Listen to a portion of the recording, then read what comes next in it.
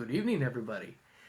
This is Gregsynthbootlegs, and finally, after not doing one for almost a year, it's time to revive the GregsynthVlog. And this is the 12th episode, and honestly, the questions I have gotten are absolutely ridiculous. I mean, I thought I was miscounting, but I believe that there are almost 300 questions on this vlog.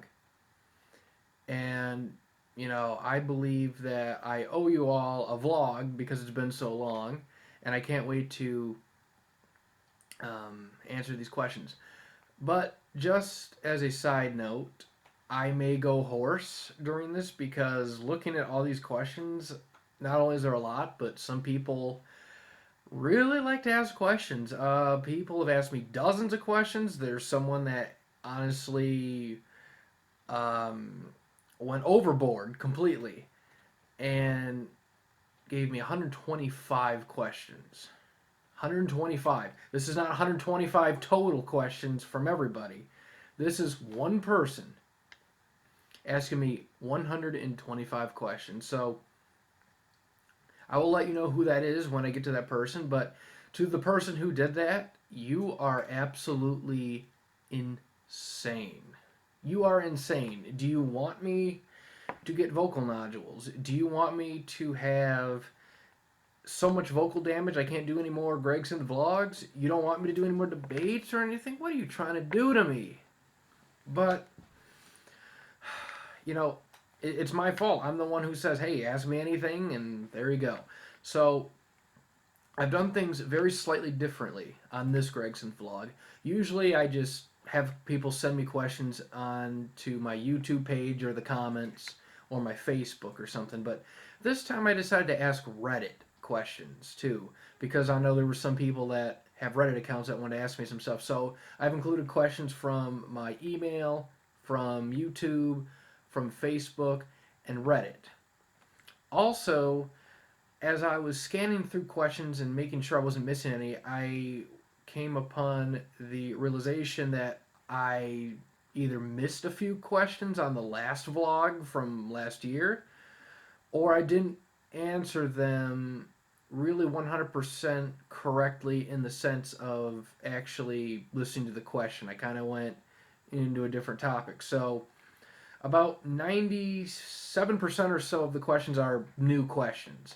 And there's a few that I found on an old vlog video that was posted in between the time of the last vlog and this one. So I have included those questions into this vlog. So I'm answering everything. And hopefully I did not miss anything. And if I did, just bite my head off and just comment, and I will like highlight that question and put it first on the vlog for next time. And the next vlog is going to be next month. I'm going to try to get back into the whole, one vlog a month sort of a thing. But I'm ready to do this. I have my liquid medicine here because I'm probably going to be drinking that due to all the questions I've been getting. So, let's start. And I'm all ready to do this. So, here we go. The first person to ask questions is Freddy is the champion. And he asks, how would you rate the Bohemian Rhapsody from Montreal 81 if it sounded like the overdubbed officially released version only, that it wasn't overdubbed? So basically you're asking me how would I rate that on the official release, and that's how it actually was. I would rate it as being very, very good, very consistent, daring, good tone. I would rate it among the top, I would say, possibly 15 versions of all time.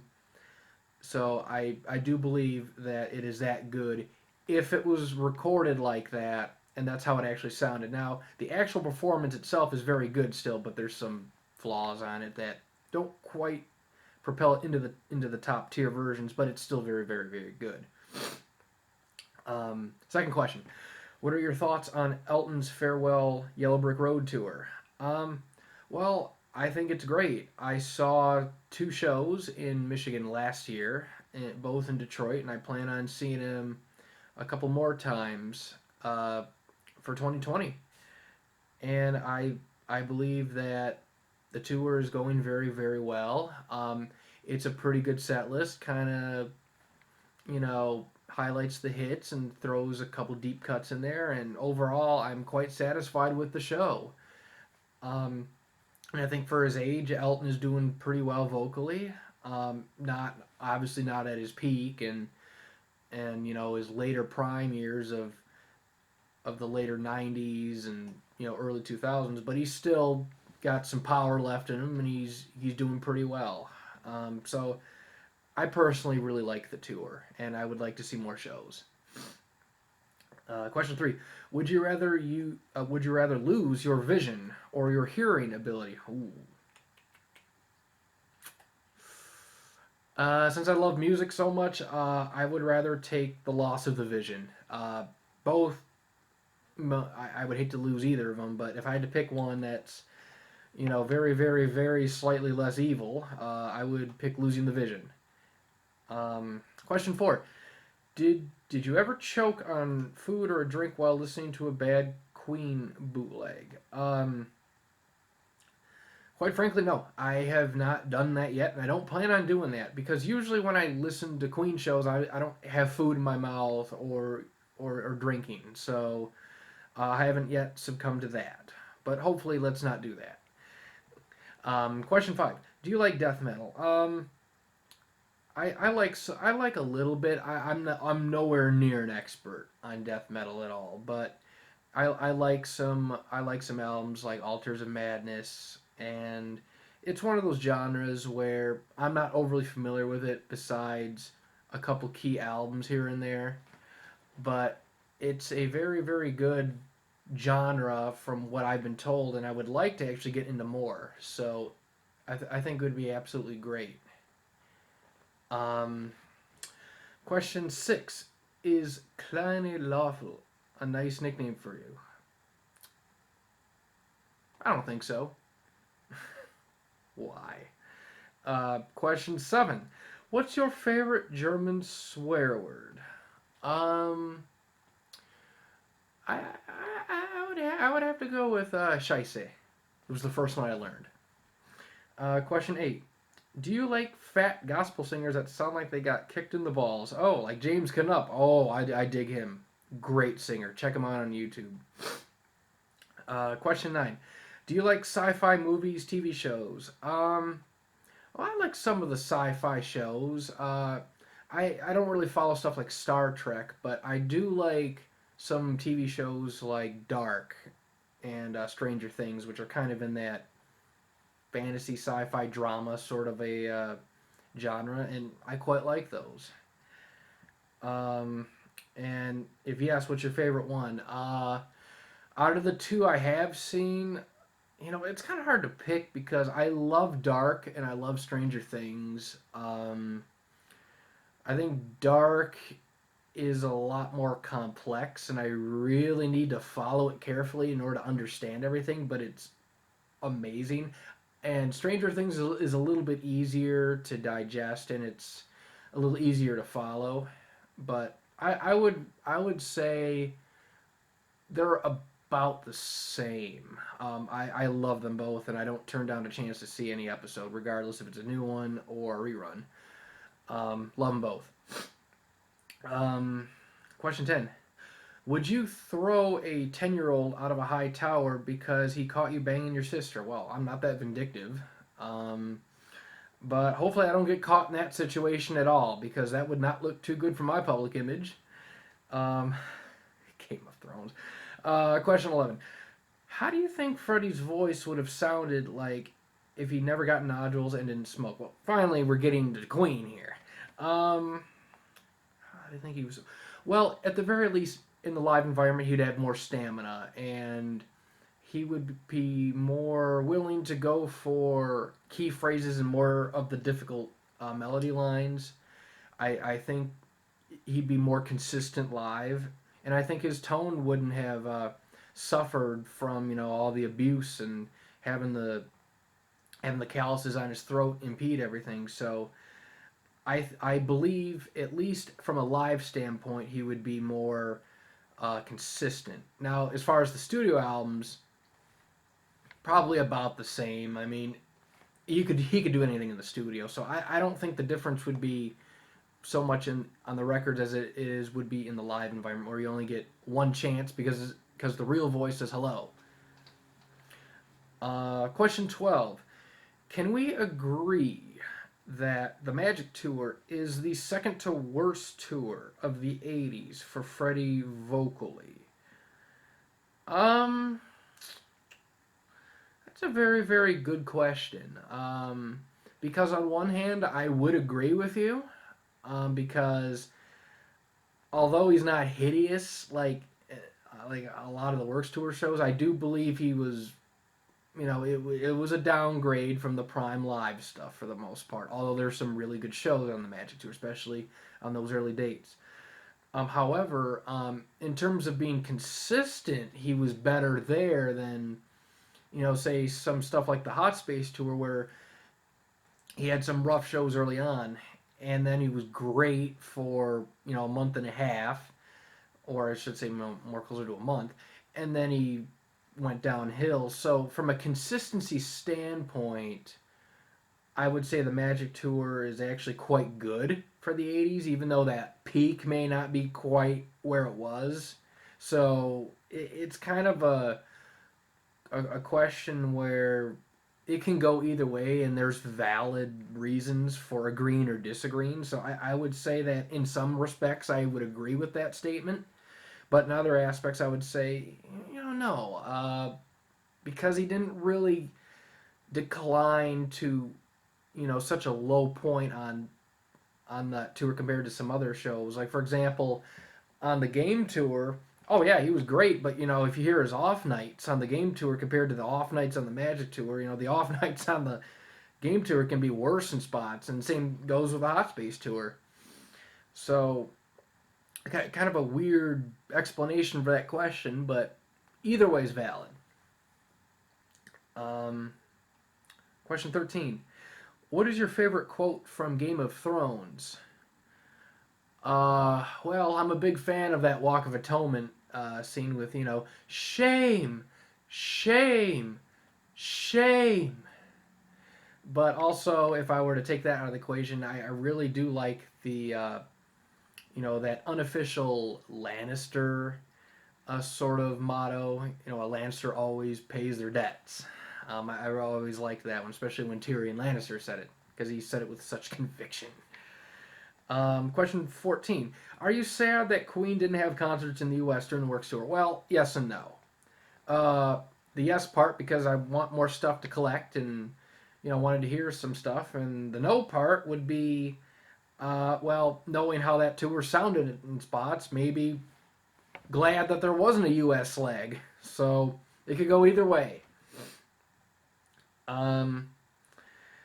Question 15. Did you know there is a rabbit breed called Jackass? Well, gotta bring that up. Yeah, I screwed up once and called a jackrabbit a jackass instead of jackrabbit. But actually, if you watch the Bugs Bunny cartoon, Falling Hair, he turns into a jackass when he realizes he was fooled by the gremlin. So, yes and no on that question. Question 16. Is love a crazy little thing? You're damn right it is. Question 17. Friday's the Champion wants me to say, how dare you, with a Swedish accent, please. Oh, you said please, so I have to do that. So, I assume this has something to do with Greta Thunberg. So, here's my horrible attempt to do, a somewhat feminine sounding Swedish accent of saying, how dare you. How dare you. I know that was horrible. I'm sorry. Anyone who's Swedish on my channel, I apologize for butchering your accent. You can flame me all you want in the comments. I'm really sorry. How dare you? Question 18. Do you like sodomy? How dare you? No, I hate screaming. Question 19. What are your thoughts on the Hair musical soundtrack? I quite like it. It's very eclectic. It's a fun listen. I really like it in general. Question 20. Can you please sing a few lines of Looking for a City? Normally, I would say yes, but I have like 200 and odd questions to go through. I'm afraid I'd blow my voice. So, you know, watch James Canup. He does it way better than I would do it. Question 21. Do you like 11? Stranger Things. Yeah, I love the character 11. You know, very interesting character. I love the telekinesis and all those quotes. And, you know, 11 is an awesome character in that series. Question 22. Do you like drunk German girls singing Last Christmas? Oh, absolutely. I love all the melodic tones and the different keys and everything. That's, oh, man. Wish George Michael heard that. And then Friday is the Champion ends these questions with, all right, kleine Lawful. That is it for now. Well, thank you. And after that, I may need to take a drink.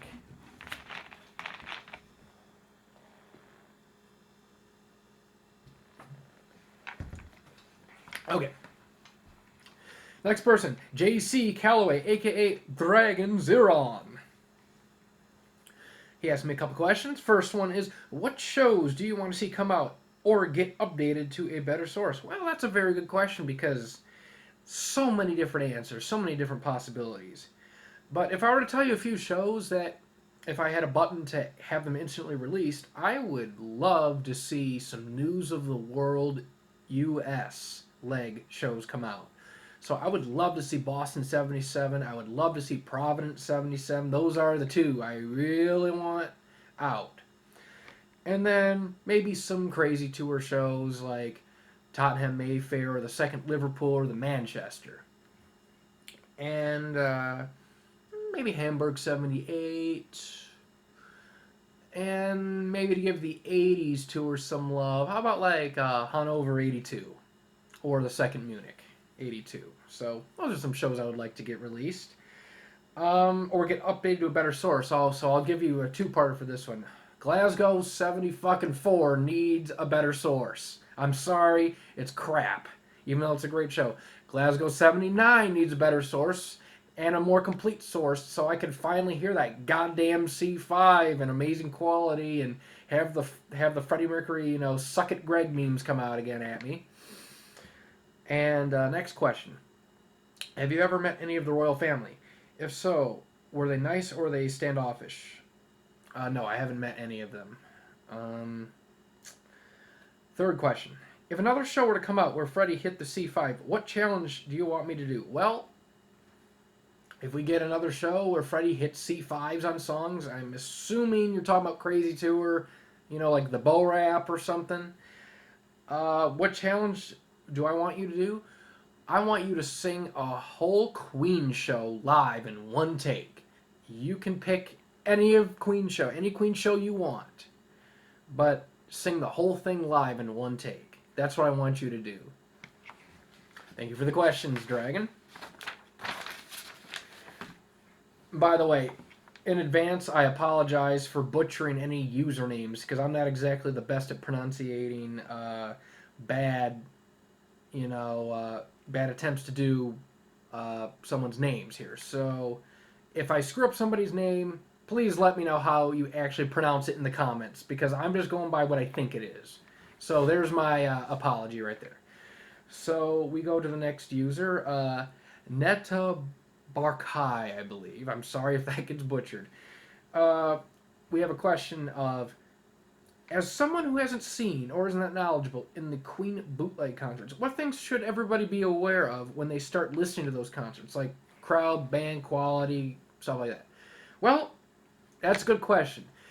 If you want to start listening to the Queen shows, you have to first be aware that you are not dealing with official material. You are going to be dealing with recordings that have varying quality. Some are very good, very listenable. Some sound just about as good as an official release. Like Osaka 85 is one of the best audience recordings ever. Mannheim 86 has an amazing broadcast recording. And there are some fantastic Works Tour shows, quality-wise, like Sun City and the Tokyo shows. So you have to be aware that you may not get a pleasant listening experience because of the quality.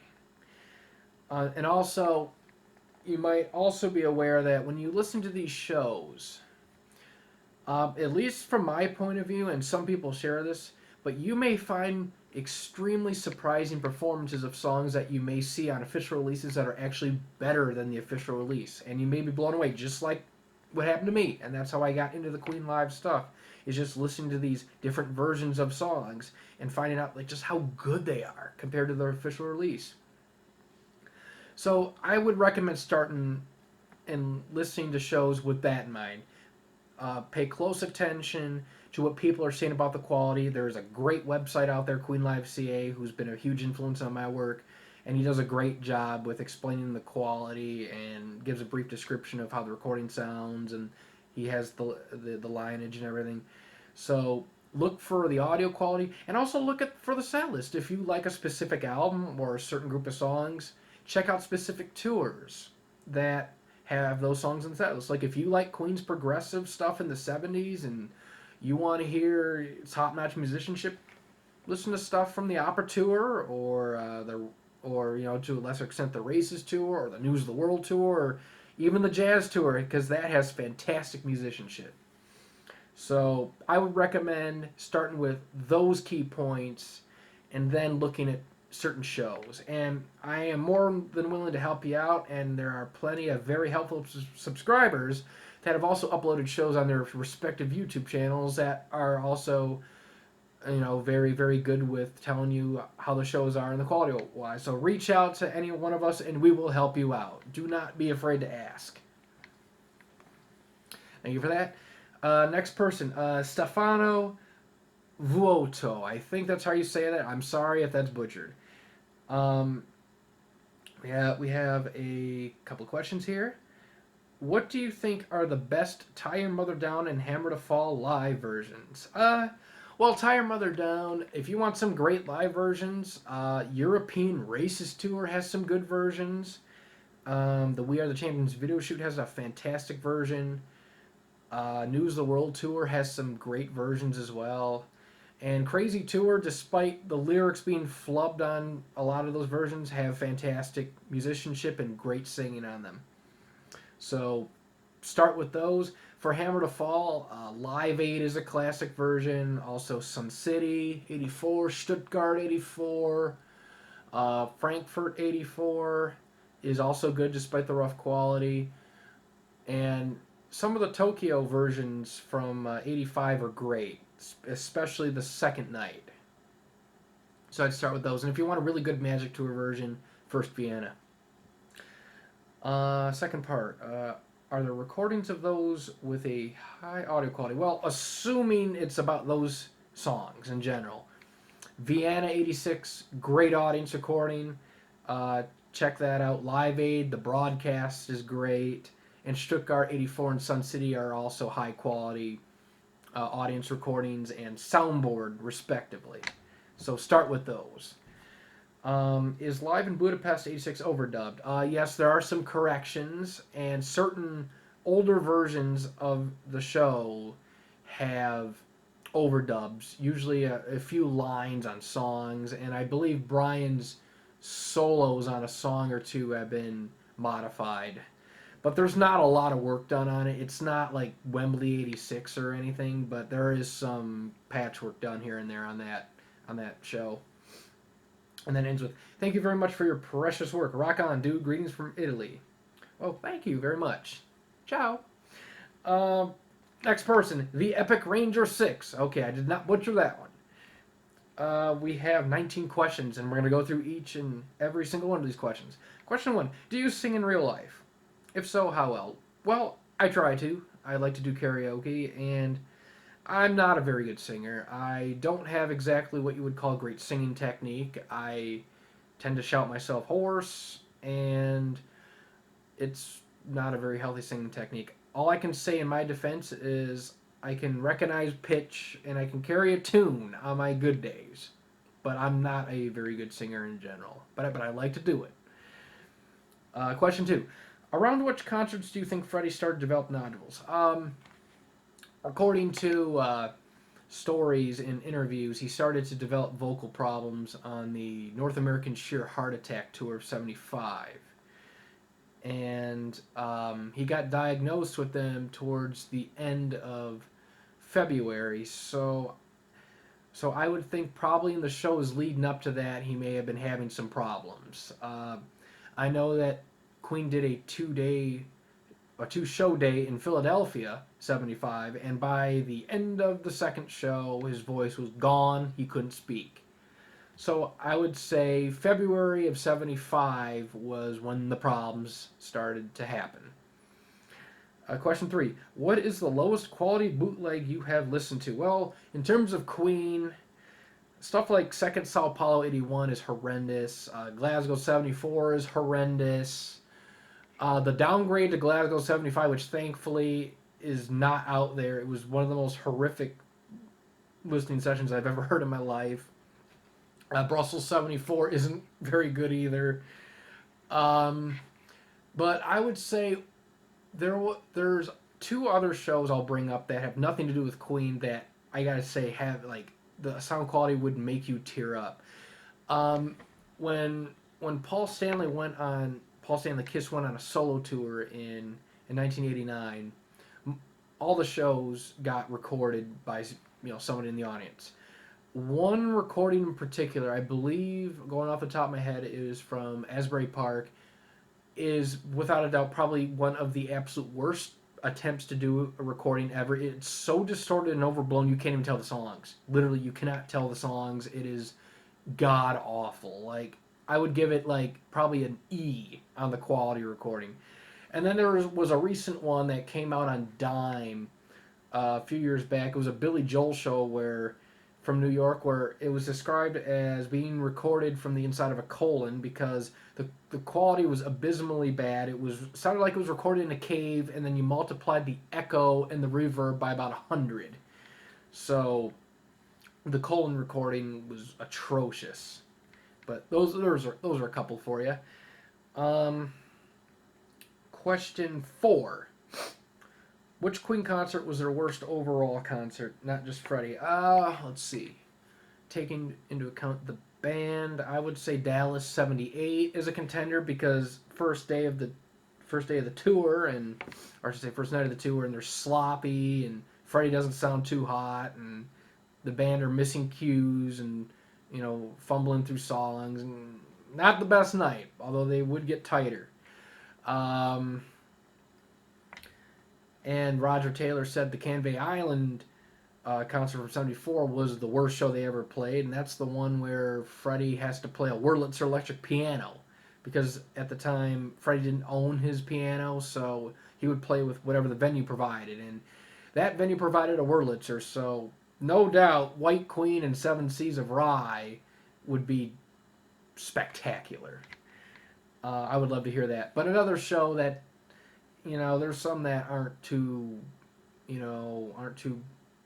stellar would be some of the shows from the Hot Space tour. I would say the second Zurich '82 is not really one of the best shows due to Freddie sounding bad, but the band is kind of going through the motions, and it's a short show, and it's just not kind of going through the motions. And then there's some stuff on the later Hot Space legs, like from the North American leg, like East Rutherford and a couple others that come to mind, like probably First New York to an extent where the band just are like not not having a good day. East Rutherford in particular is a sore spot. So those are some of the lesser shows, and then there's some Works Tour shows like from Australia where the band are just going through the motions and they're being professional, but they're just there on the stage.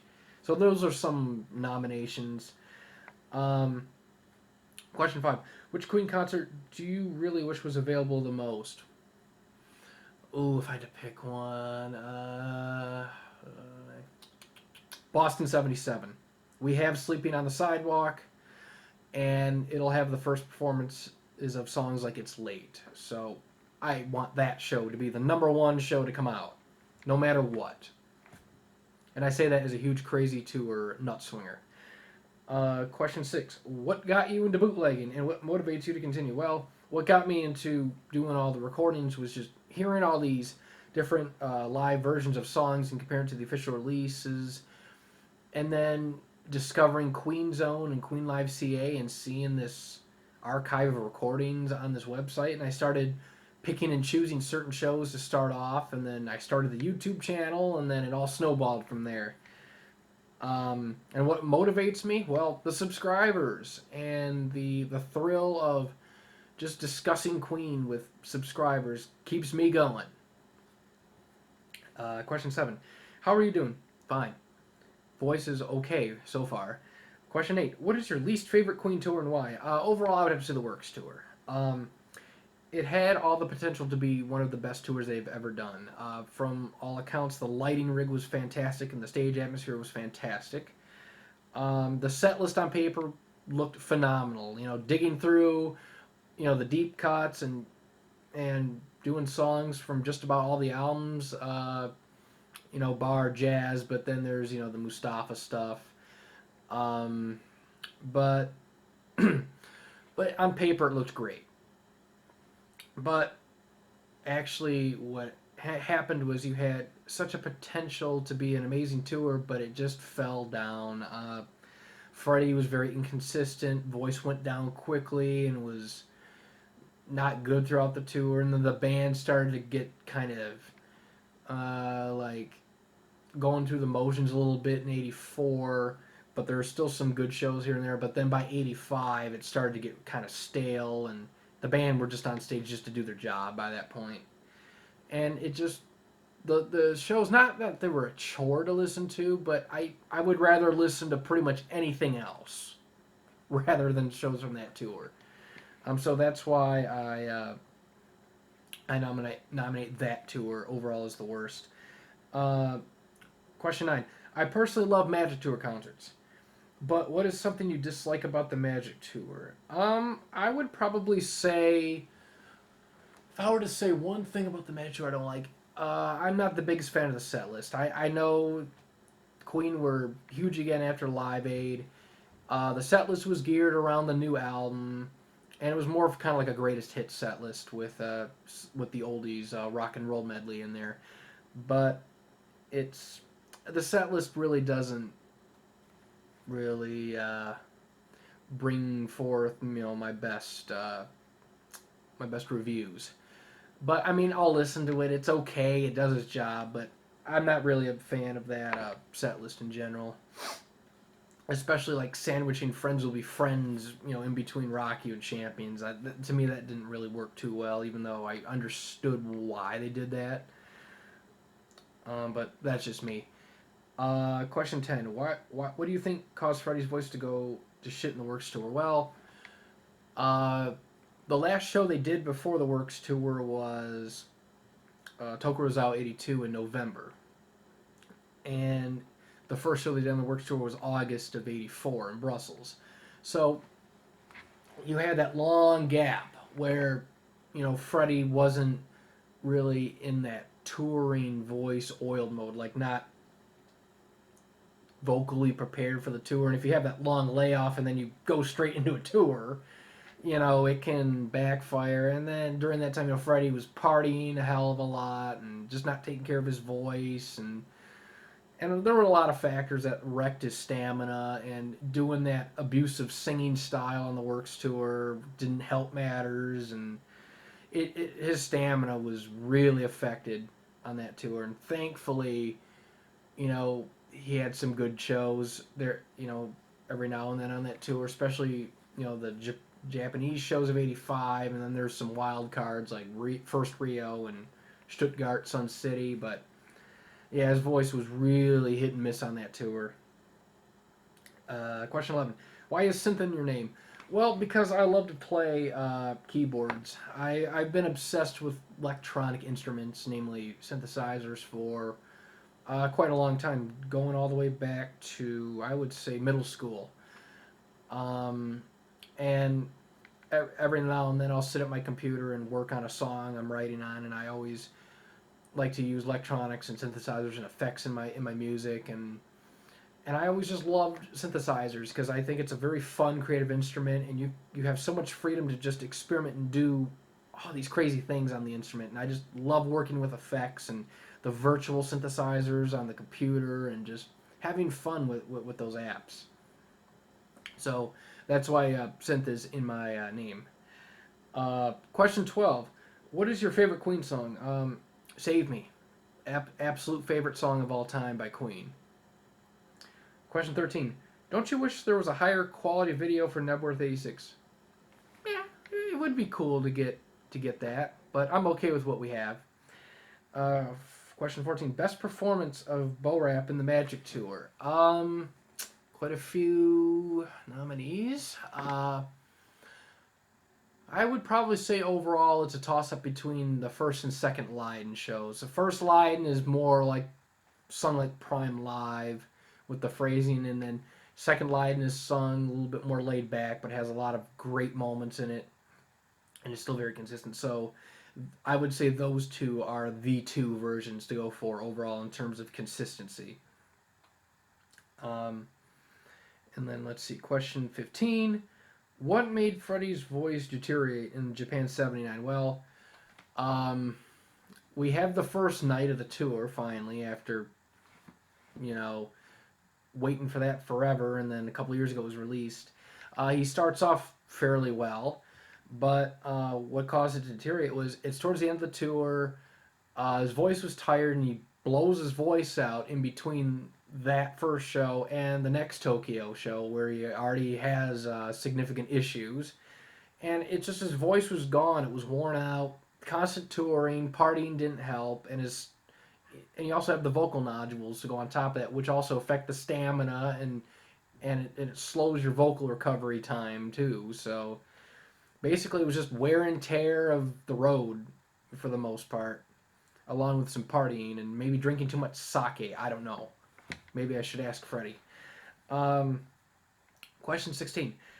If there was a miracle tour and Freddie was still sick, what would it have been like? Well, it's hard to really say, but he couldn't have toured in '89. I mean, yeah, I mean, you look at those miracle videos and think, like, I mean, he maybe could have done it. He looks okay, but, filming a video, I mean, it's like he would have bursts of energy, then he'd get exhausted and have to sit down and relax and stuff. So there's no way he could have pulled off a show, let alone a tour in '89. Now, '87, '88, he may have been able to maybe do like a one-off show or a couple shows at his very best health because his illness at the time wasn't yet getting to the really, really serious parts because he still looked pretty healthy then, but I don't believe that they would have been able to pull it off,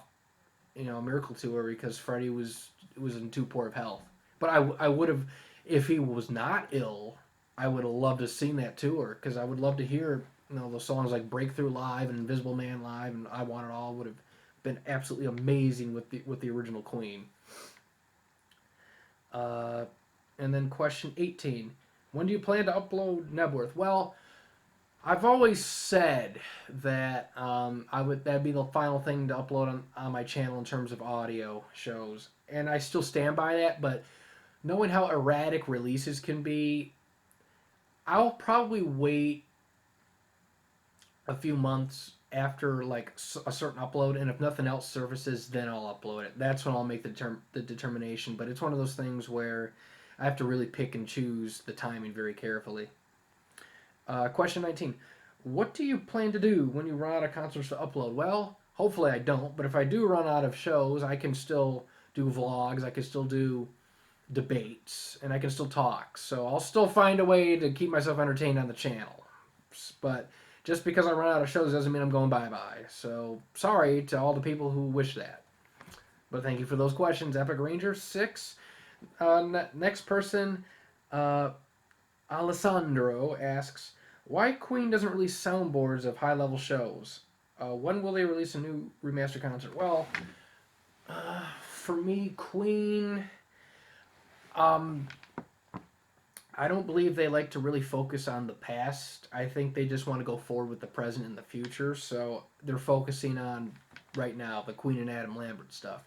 Do I wish they would do soundboards of the high level shows? Absolutely. I wish they would do a Springsteen and sell them on their website, for a fee, and I would gladly pay money to get soundboards. I wish they would do that. And when will they release a new remastered concert? I'm not sure. There's been talks of Live Killers, Hammersmith, and stuff, but who knows what'll happen. But hopefully they release something. But if they don't, it's okay because I still have the unofficial audio to listen to, and I don't get bored with that stuff. So thank you. Now the next user.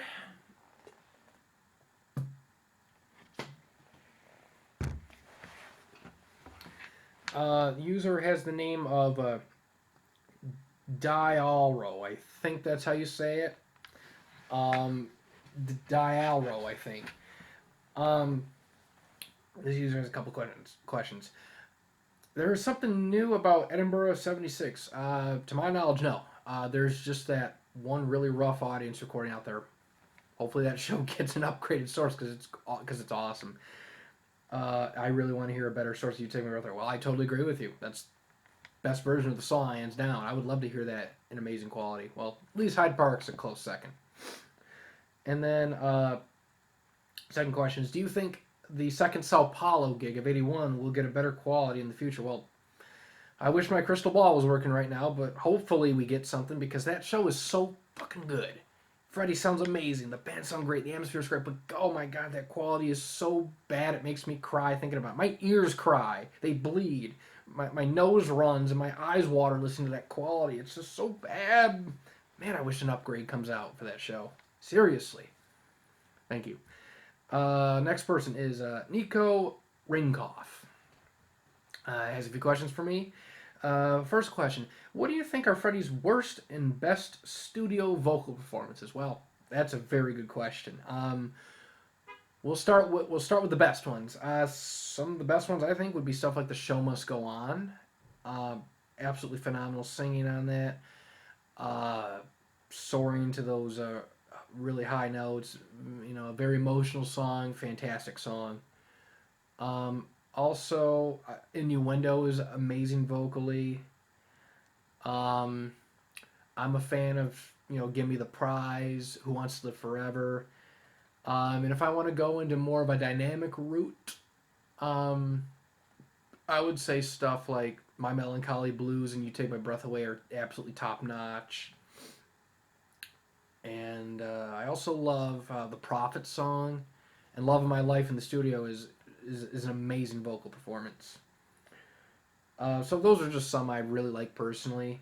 For the worst ones he's done in the studio, well, not counting overdubs because that's just not fair. On record, I can't really think of anything where I think he sounds terrible or bad on the studio. On an official album. I mean, there's some songs where I think he kind of pushes his voice a bit too hard and maybe could have toned down some of the vocals, like songs like One Year of Love, I think it would have sounded better if he kind of laid off the gas a bit because I think he oversings it a little too much. But that's more of a nitpicking sort of a thing than anything I can say is like god awful. But that's just me. Question 2. What are your thoughts on the new edition of Mr. Bad Guy? I think it's really cool.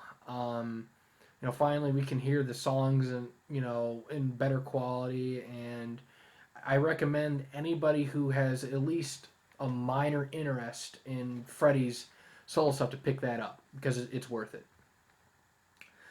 Question 3. What, in your opinion, is the best live vocal from the Magic Tour? Okay. Assuming that's a single performance.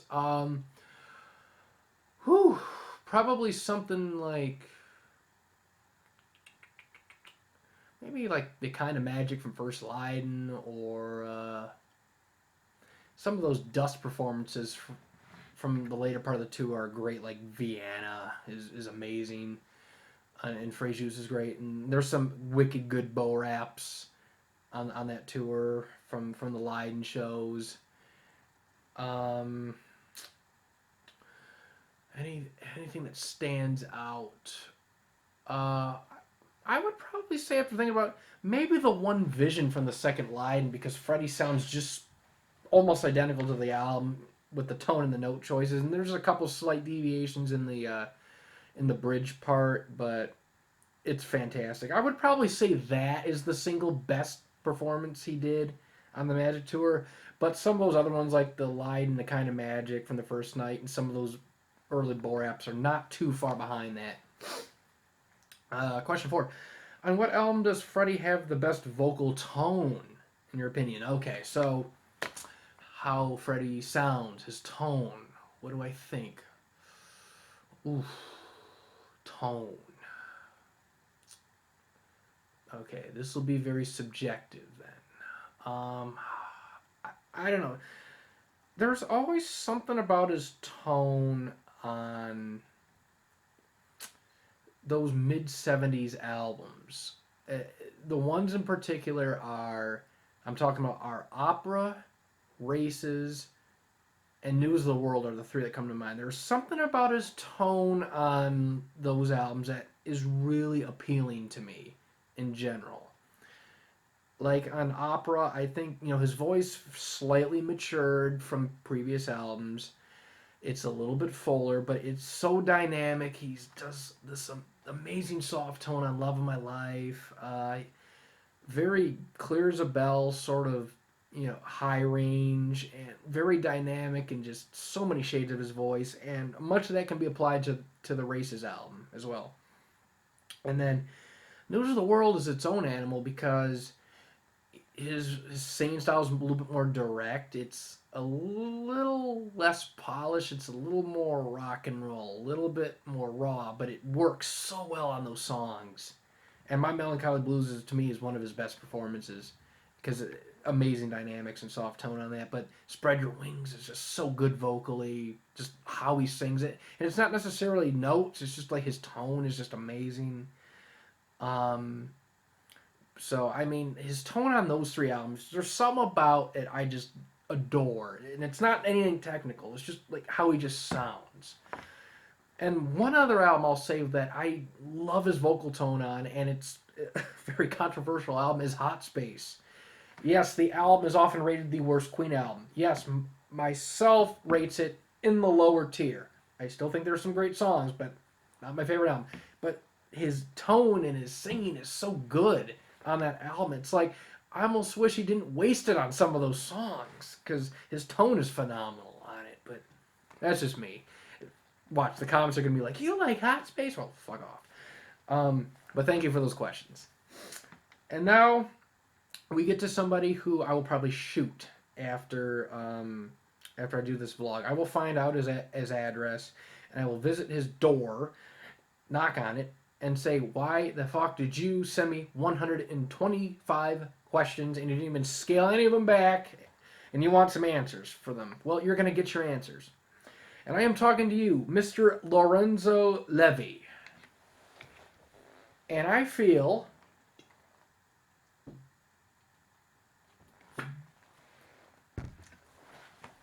so bad because there was somebody on my video who tried to respond to those questions, or some of them, and ended up losing some of them and went into detail. And I think it might have been Arthur Dent. I'm not 100% sure, but I believe it was him that said that, answered those questions. But I'm like, well, if you want my answers, I will be more than happy to give you an explanation for 125 questions. And when I'm done with these questions, you're going to eat a hat because I did. So we're going to start right now.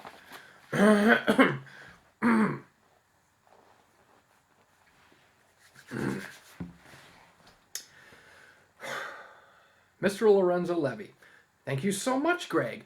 A few more questions for you. Now, I love this. We start off with a few more questions. And I'm like, you probably had a few of them, then you just added a whole bunch on here. And yeah, we have 3 pages of just random questions, 4 pages of random questions all on a line here. So we're going to go through each and every single one of them. Folks, this is your chance to get up and go to the restroom and get beverages and go to the concession stand because I'll be here for probably 2 hours with these questions alone. So here we go. Starting off. Thank you so much, Greg. A few more questions for you. Question 1. If the Jazz and Works tours did not exist, do you think that the News of the World tour and the Magic tours would be considered part of the Prime Live era? That's actually, excuse me, that's actually a very, very interesting point you make because you would have to almost take those tours and look at them separately because on News of the World, there is a huge improvement between the Races Tour and News of the World. It's almost like Proto Prime Live. It has some elements here and there, but it's sort of like, like kind of like a sneak peek of what's going to happen.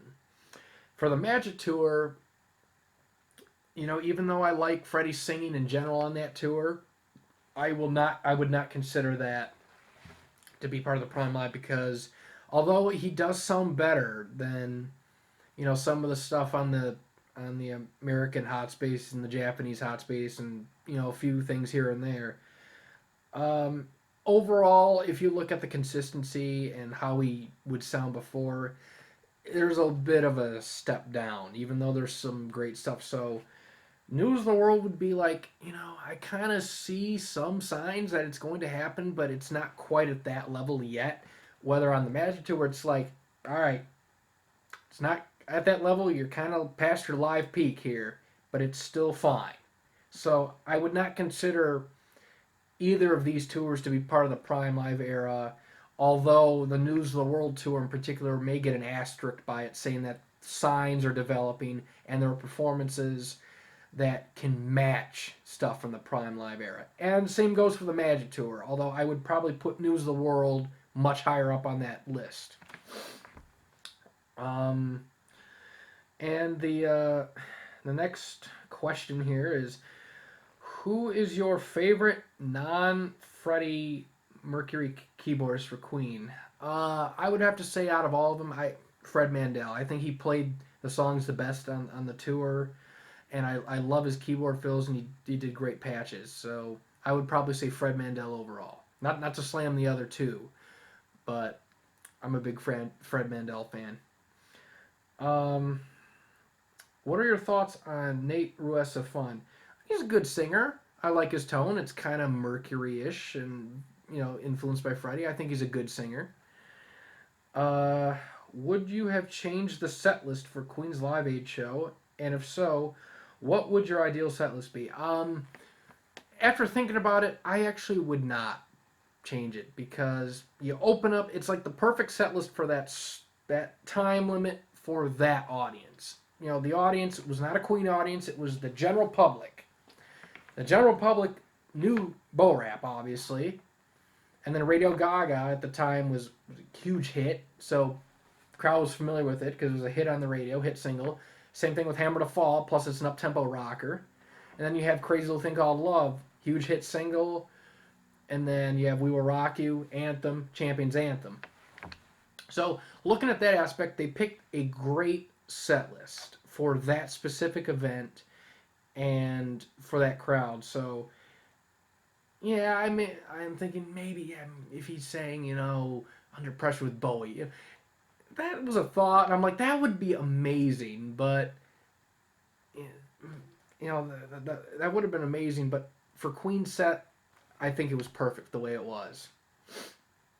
And I'm talking just about the main set. Is This the World We Created is its own separate animal, which was fine. It fit the mood. But that main set list, I think, was perfect for what it was. Next question. What do you think of the name? What do you think of the band name Queen? Well, I think it's very regal. And it's a good name. Do you prefer Freddie's live phrasing of Ogre Battle over the studio phrasing? Well, it depends on the show in particular. The ones where he's in very good voice, I definitely would prefer those over some of the record phrasing. Like I love 73 because he's faithful to the record and sounds a little bit better in spots. I love also when he's in really good voice and he puts some power behind his vocals. Like some of the Euro races shows have some good stuff on it. But it all depends on the show. It can change depending on what it is. Um, Next question. What is your favorite phrasing of Brighton Rock? The studio falsetto phrasing, the not the opera tour through races tour phrasing, or the News of the World through jazz tour phrasing? Well, if I'm looking at the vocal, the studio version's unbeatable in terms of the vocals. Like that falsetto is amazing. But if we're talking live stuff, um, I'd say News of the World had the best phrasing out of all of them, but it still doesn't compare to the studio falsetto. Um, Next question. Do you think that songs like Killer Queen and I'm in Love with My Car worked better live in their abridged form? Um, I would say for Killer Queen, no. It wasn't bad live. It worked live in a medley, but man, Killer Queen needs all the verses and all the choruses and needs all those layers. Otherwise, it comes across, quite inferior compared to the record version. So it worked, but I would definitely disagree with it working better live compared with the record. As far as I'm in love with my car, it is better live, like it in terms of comparing it to Killer Queen, but the studio version is just still too epic. But I would say I Love My Car transitioned to the live environment much better. Um, Question 15. Do you wish that John Deacon took bass solos besides the brief ones in the Fast Will Rock You? I would love to hear him, kind of spread his wings, no pun intended, and kind of show off some more skills, but he did his job. You know, he kept a very tight beat with Roger Taylor, fantastic bass player, and I'm cool with what he did. He wasn't really a show offy player, and he played his part very very well in that band. I so my stance on that would be it's okay. He didn't have to. Um, what are your favorite songs from the rock and roll medleys that Queen did? Well, besides Jailhouse Rock, I really like Stupid Cupid and and songs like that when they played the really fast medleys in the mid '70s stuff. I really like that stuff a lot. Um,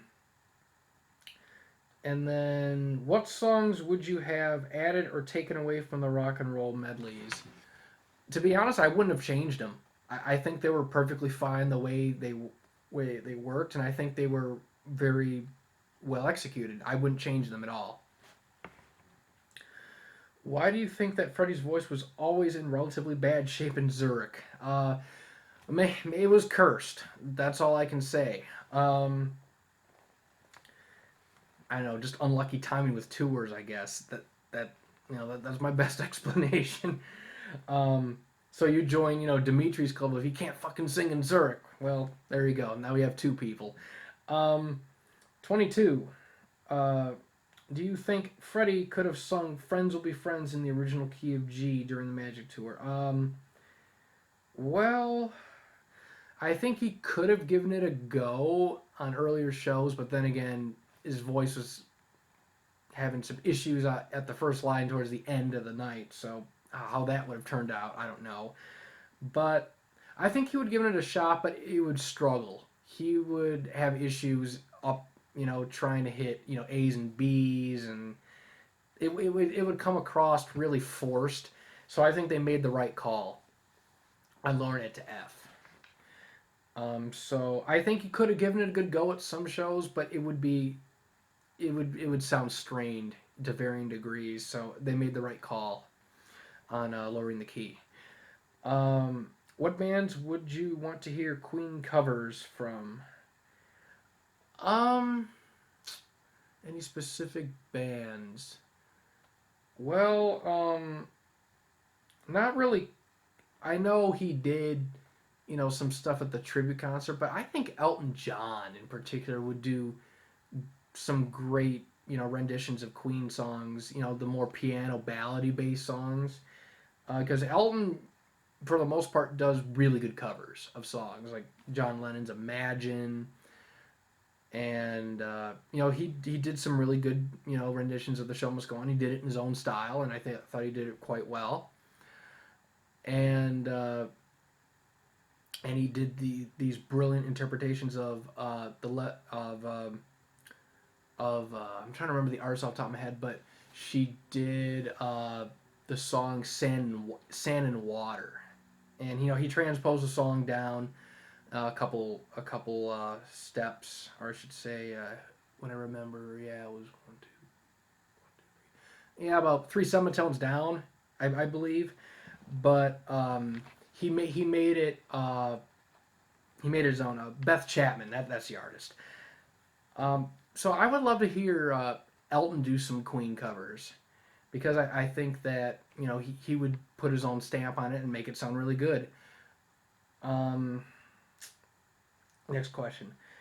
Um, would you have wanted to hear Roger sing Modern Times Rock and Roll live? It would be cool. Yeah, I would be up for that. So yes. What are your general opinions on that song in the studio and live renditions? Studio, I think it's fine. It's a decent song. Live, again, it's not my absolute favorite song, but it's an effective song that works live and it's very energetic. So I'm sort of ambivalent on it, but I don't hate it. I will listen to it. Um, and then next question. What are some examples of recordings where drugs, alcohol, and smoking had a noticeable effect on the band? Well, some in particular. Well, where you have the Works tour stuff, where Freddie's partying, got his voice all screwed up. So there's some examples. Then you have some of the stuff on the later Hot Space legs kind of give you an indication that maybe there's some offstage excesses that are starting to kind of impact a few things on stage, like faster tempos on some songs and kind of rushing through songs, and Freddie's crazy stage banner where it's like very over the top at times. So that's kind of leaking it in there, but um, those would be kind of like the key examples. Um, Next question. What covers would you want to have heard Queen play? Um, I would love to hear him try actual Zeppelin covers and actually rehearse and maybe try them out in the set.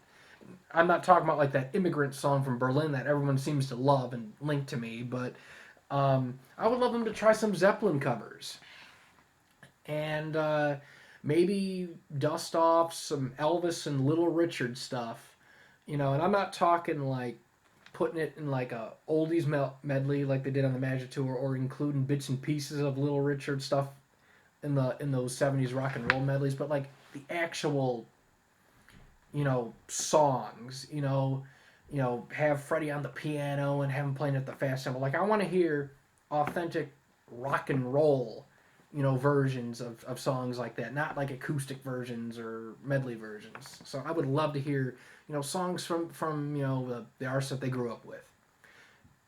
And then next question: What are your favorite concert venues for Queen in terms of say the acoustics and the overall audience quality? Favorite venues. Well, New York, MSG is great for the atmosphere. So that's one right off the top of my head. Also, the Philadelphia shows tend to have some great audience atmospheres on them, especially that '77 show where the audience members around the tape are just having the time of their lives. Those are two that come to mind right away, and also any venue that's in Holland, Netherlands, is great for the atmosphere. So Those are some examples. Next question. Why do you think Queen is and was popular? Well, amazing band, great musicianship, great songs. They they had music that delved into a bunch of different genres, so there's pretty much a song for everybody. So they were a very diverse and amazing band, and they produced a lot of quality songs. So that's why I think they're popular, and they're still very very popular today. In fact, at this moment, they are more popular now than they ever have been because of stuff like the movie coming out and the younger generations getting into this band. So absolutely. Uh, do you think Queen and Adam Lambert is genuinely exposing Queen's music to the younger generation? Oh, absolutely. If you go, at least to the shows I went to, uh, you have anybody from who's a little kid up to someone who saw Queen back in the 70s at these shows. Absolutely, Queen and Adam Lambert are bringing this music to the younger generations, and that's why I support Queen touring with people like Paul Rodgers and Adam Lambert. And it's not necessarily me preferring them over Freddie, because absolutely Freddie's number one. He's the best. But when Queen is out there touring, they're bringing this music to the newer generations and to the people who never got a chance to see the original band. So I tip my hat off to them, and I fully support them. Touring, as Queen plus whoever. So I'm cool with that. What are your favorite and least favorite looks for each of the band members of Queen? Let's see. With Freddie,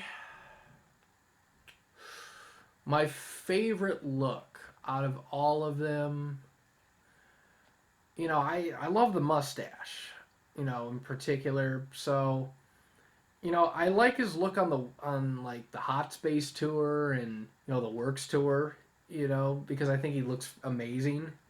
But if I were to be serious for a moment, and say overall, I really like his look on the News of the World tour and the Jazz and Crazy tours. So, the black and white, diamond outfit, and the leather stuff with the hats and everything was cool. Least favorite, ooh, I would probably say maybe the white outfit that was used, in '76 and '77 for the races era stuff. I'm not really the biggest fan of that, and also, it's just, not that I think it's terrible or anything, but I just think there are better outfits and looks for Freddie. Um, and then for Brian, um, I don't really have a particular one that I dislike in general, but I've always liked his look either on the opera tour or the late '70s, where he has that where he wears like the long black shirt and the white outer shirt vest, whatever that is on there. I always like that look. And then for Roger, my particular favorite one is, I always liked his looks in the late '70s, early '80s. I think he looked phenomenal. Don't really have a least favorite look for him in particular. And then John, John's looked cool. The Magic Tour, gets some laughs, where he's got his little, you know, little shorty shorts on. That's pretty epic. But I also love his kind of like his conservative new wave kind of look that he had in the late '70s, like on the Crazy Tour, where he had like the skinny tie and everything. So I always liked that look for some reason. And then, are there any recordings where John Deacon speaks to the audience? As far as I know, no. I cannot recall John speaking on stage. Um, do you wish Roger Taylor talked to the audience more? Not really. Freddie was there. He did all that. So I think I'm not bothered by it. Uh, Why did John Deacon sing backing vocals on Liar as opposed to other songs live? Well, just to add a voice, and plus, it's a very brief part that doesn't really stick out, in a harmony really. But that's my best interpretation of that. Um, what is your favorite aspect of Brian May's playing? His tastefulness. I think Brian May is a very very gifted guitar player who he plays for the song. He doesn't try to cram too many notes into a specific amount of measures. He's very he knows how to say rein it in, and he plays for the song, and that's what I like about him a lot. He's a very tasteful player, and he's very creative too, especially in those in the '70s shows where he was doing the drop D guitar solos on the News of the World tour. So I would say his tastefulness is probably my favorite quality about his playing. Um, do you think that Queen and Elton John influenced each other? And if so, where is this evident? Um, Perhaps. I can't think of any specific things off the top of my head that makes me think that Elton did something because of Queen, or if Queen did something because of Elton. I know Queen covered Saturday Night Sorry for Fighting at times live, and maybe there's some things on some of those songs like the piano ballads that may have had an indirect influence or something, but nothing really comes to mind like a direct influence really. Um, and then, what is your favorite aspect of Freddie's voice? Um, I would say his ability to invoke a ton of different feelings with his voice in combination with his vocal phrasings. Like when he would sing, he would interpret the song in this way where it reels the listener in. Like you want to listen to him sing. Like he's got great tone, he's got a great range, but I think his interpretations and vocal phrasings is what just propels him into the top tier league of singers. So I would say that's my favorite aspect of his voice is how he reins you in with how he sings in general, his phrasings. Um, what are your favorite performances of the Freddie Mercury tribute concert? Well, I really like the George Michael Somebody to Love. I think he was one of the strongest performers at that show, and he did an absolute phenomenal job. And I also think Metallica did very well as well.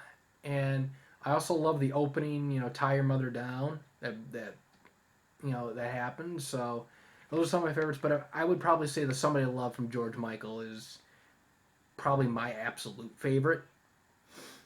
And also Robert Plant's Innuendo is also very very tasteful and quite how should I say this, quite different than the original, and he made it work in his own way with all of the plantisms. So we'll leave it at that. Um, what are your favorite and least favorite Queen audiences? I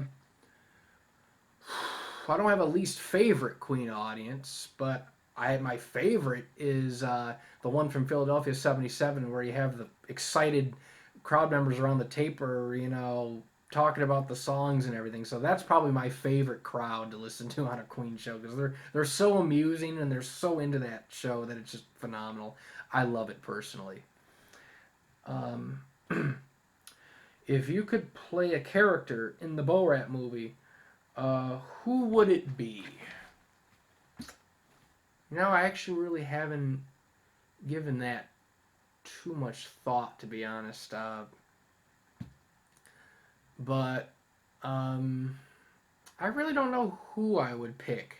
It never came across to me if I were to pick somebody in that movie. Who would I want to be in this movie? Who would I fit into the most there? Who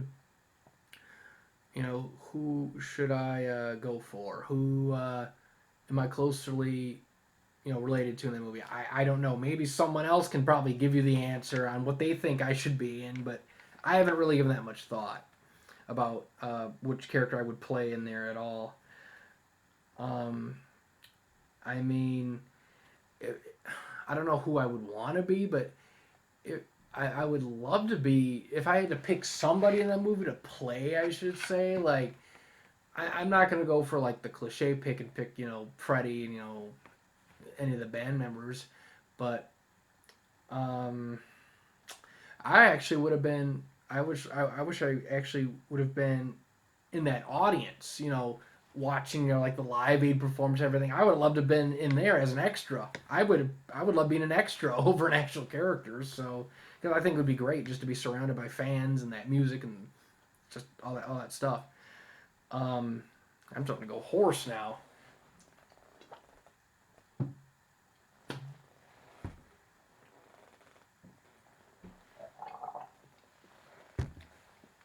All right, we're gonna keep going. Next question. What are the best and worst versions of the Mustafa intro where it was not followed by the complete Mustafa? Okay, just the intro. Uh, if you want a great intro, Vienna 82, the first night. If you want something that sounds awful, probably something uh, like Fukuoka 79 where he sounds really strained, or if you want something funny, it would be First Zurich 82 where he sings the Mustafa intro lower in D instead of G. But those are some examples. What song does the Mustafa intro go best before, in your opinion? Um, Mustafa into Death on Two Legs is is would have been great. But if you're gonna talk about the just intro itself and then goes into a song, um, I would probably say Bo Rap. You know, I think that is a very interesting change of pace, but I think it works if you just do the Mustafa intro, then you go into Bo Rap. So I absolutely love that transition. Uh, Next question. What song? I'm sorry, I already answered that one. Kind of hard to read the text here. If you were a Mott the Hoople fan in U.S. in '74 and never heard of Queen, you saw Queen, would you record Queen set and recognize them as future icons? Oh, absolutely. I would. I record everything, so it doesn't matter who it is. It could be the opening act. It could be, the co-headliner. It could be the final act. I don't care. I would have recorded them. What band artist would you say was Queen's primary influence? Zeppelin. I would say Zeppelin. Uh, Next question. Why do you think that Queen Greg Brooks are so reluctant to give live killers answers? That's a good question because I don't really know the backstory about all that. Like, I'm not associated with anything really behind the scenes or official work in that sort of respect. But my guess is maybe they want to keep it a mystery or something like that. But I would love to get all the answers to live killers, but at least when new audience tapes of that tour come out, we can kind of piece together, more information. Um, who are some of your favorite lyricists? Well, I would say, Freddie Mercury had obviously, wrote brilliant lyrics. I think Bob Dylan, great lyricist.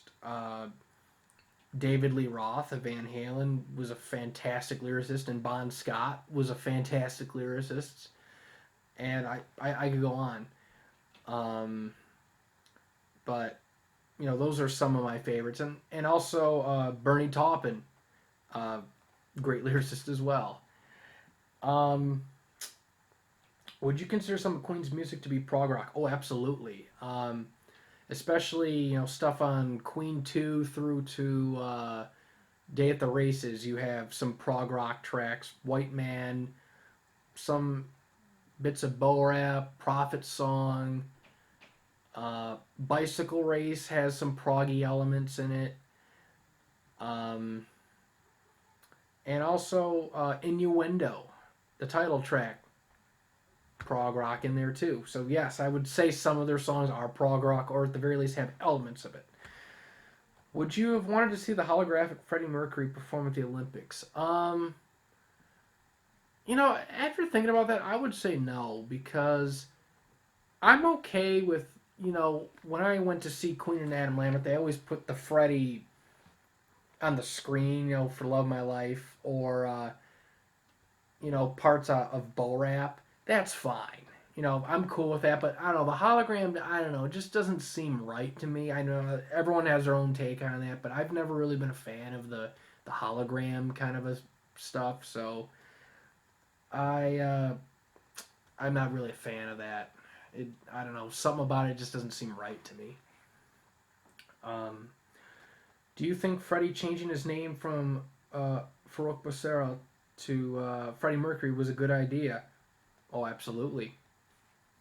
Because I love that name Mercury, and I get mercury poisoning thinking about it. Do you think Elton John changed his name from Reginald Dwight to Elton John was a good idea? Oh, absolutely, yeah. Again, Elton John just rolls off the tongue better. But if he changed it to John Elton, oh, that would be even better. Do you think that Brian, John, or Roger should have changed their names like Freddie? No, no, because those other names, they sound really good, and I love those names. But with Freddie Mercury, that name is just so good, and it just sounds nice. So they, I wanted the other three could keep their names. Um, do you prefer Elton John's version of Pinball Wizard over the Who's? Yes, I do. I like the Who's version, but I love Elton's version. Would you rather have a pre 73 gig surface with Freddie and Bad Voice or Kobe 79 surface? Well, Kobe 79 already has surfaced, but I don't want to hear anything else from that gig because it sucks. So definitely pre 73 any day. I don't care how bad Freddie sounds. That's more important than Kobe 79. I don't care. What are some recordings that are quite listenable but have bad quality on paper? Okay, so stuff that has like a fairly low ranking or a moderate ranking, but actually is okay listening. Um, if you go to gigs that have like a B plus, not a B plus, like a B minus ranking, um, like New York, like New York 80, or like Philadelphia 77. Yeah, it's not the best ranking, but it's listenable, and you can tell what songs are what, and you can hear the instruments, so they're okay. Um, and also, the Rotterdam gigs from '79. Now, I'm not a fan of those shows really, but the ranking is fairly low. It's like a C plus or B minus. I think there's a C plus on the first night and a B minus on the second night, but it's still clear enough where you can tell things. So it's listenable. It's not great, but it's listenable. That's why I always give them a shot, no matter what. And also, the next question we have here: are there any Queen songs you wish had been played as often as "Rock You," "Champions," "Now I'm Here," "Ball Rap," etc.? Oh, let's see. Through the years, probably I would probably have to say "Liar," because I know it was a fairly regular song through the '70s, and it resurfaced on the Hot Space tour and early Hot Space, and was a medley on the Works tour. But that song should have stayed in the set. I don't care how bad Freddie would sound on some gigs. It's a spot for great musicianship. Keep "Liar," keep it in full. Do not cut it into a medley. That's just oh, that's like throwing crap on a Picasso painting. So no, I want "Liar." I always wanted "Liar" to be played in the full version.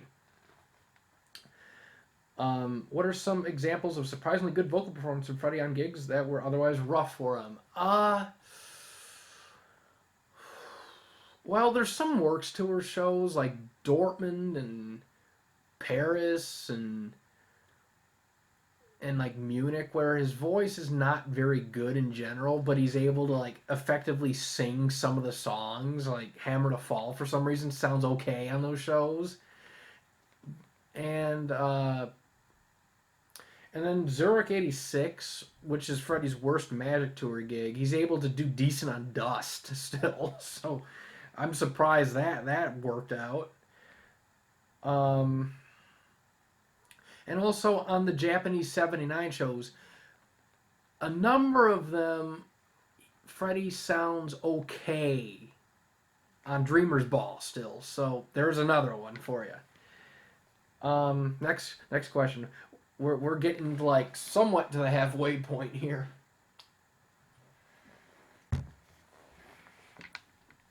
In your opinion, what are the most overrated and underrated Queen tours? Um, well, for underrated, to to some extent, I would probably say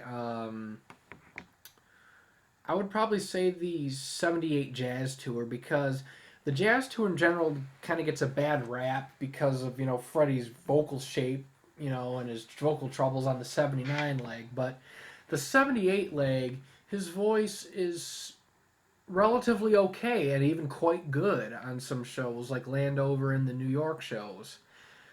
And the band are smoking hot on just about all those shows bar Dallas. So I think the '78 Jazz Tour tends to kind of get a little bit, thrown to the side, but still, despite his voice being a little bit clipped in the higher range, he still sounds okay. And the band are just absolutely on fire on most of those shows. So that's one that you have got to listen to that one. Um, let's see, anything I would consider underrated. Uh,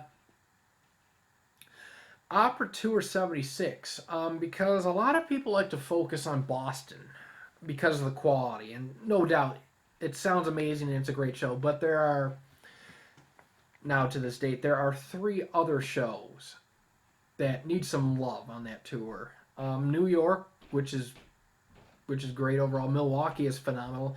And the recent one that surfaced not too long ago, Santa Monica, is a phenomenal show.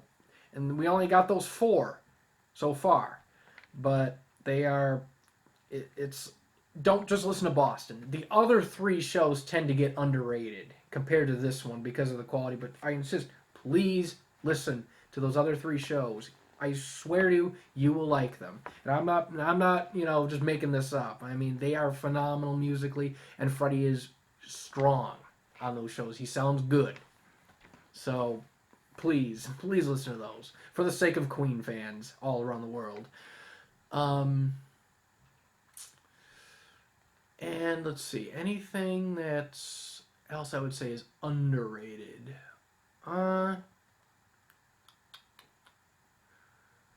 I would probably say maybe bits and pieces of like some of the earliest tour legs we have, like the '73 stuff, but that's more because it's it doesn't get as much attention paid to as some other tours, but some of the earlier tours, maybe get some love in there. Now for overrated,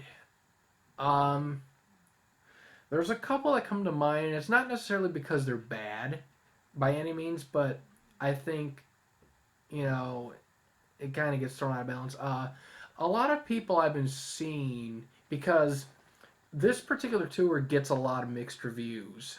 One criticism's the set list, the other is Freddie's rougher tone and singing style. The Magic Tour.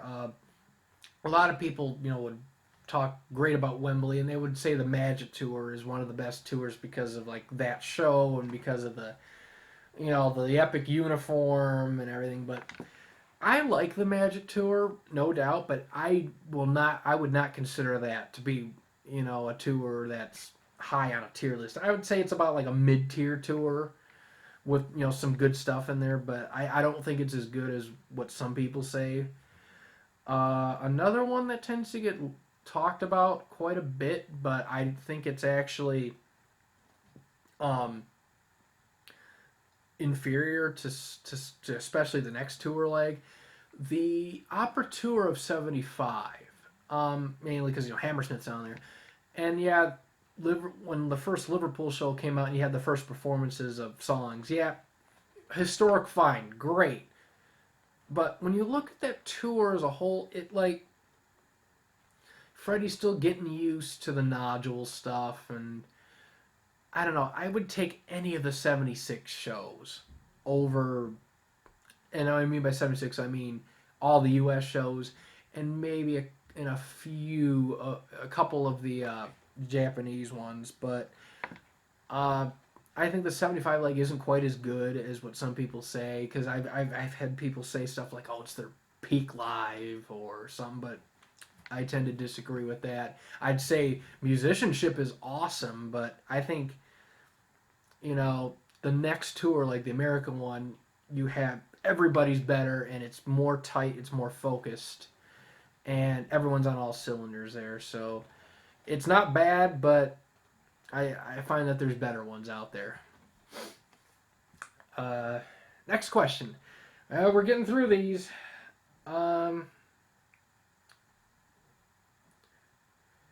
Which do you prefer? God Save the Queen, the Day at the Races Overture, Tiny Torture, or the Brian May arrangement of the Fox fanfare for the Borat movie?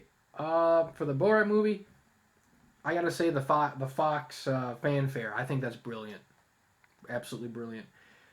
Do you wish that Queen would have played a stripped down version of God Save the Queen on tape? Nah, I think the tape worked better.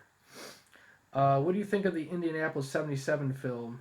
I haven't seen it in a while, but from what I remember, it was a fun watch. What are your opinions on Tim Staffel and Smile? I don't really follow Smile too often. I do like Doing All Right, but I don't really follow Tim Staffel all that much. So I'm gonna have to probably go with the ambivalent answer on that one. No strong feeling one way or the other. But maybe some other people out there who do follow Smile and their music and stuff can give me some recommendations. Um, what do you think of The Cross?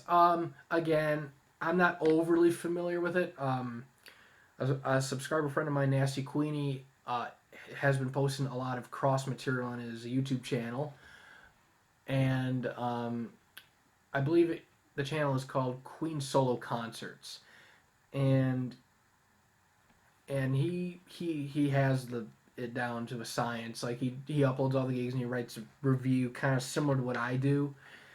Um, but I haven't really heard enough of The Cross to make a really sound judgment on it. So I will probably say ambivalent, no real strong feelings on that one. Um, what do you think of Brian May as a pianist? Oh, competent, good. You know, he wrote "Save Me," so there you go. But I think he's fine. He's quite good. Although I believe Freddie is obviously the superior piano player in the band. Um, what are your favorite and least favorite versions of "Bring Back That Leroy Brown"? And did it work well live? Well, first, yes, it did work well live. I do like listening to it live, and I think the way they did it was very good in concert at the end of that medley, and I think it was great.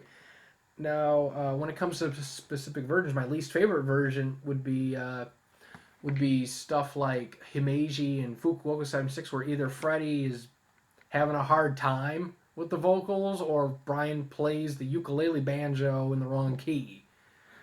Um, but in terms of some really good performances, Opera '76 sounds awesome on that. So there you go.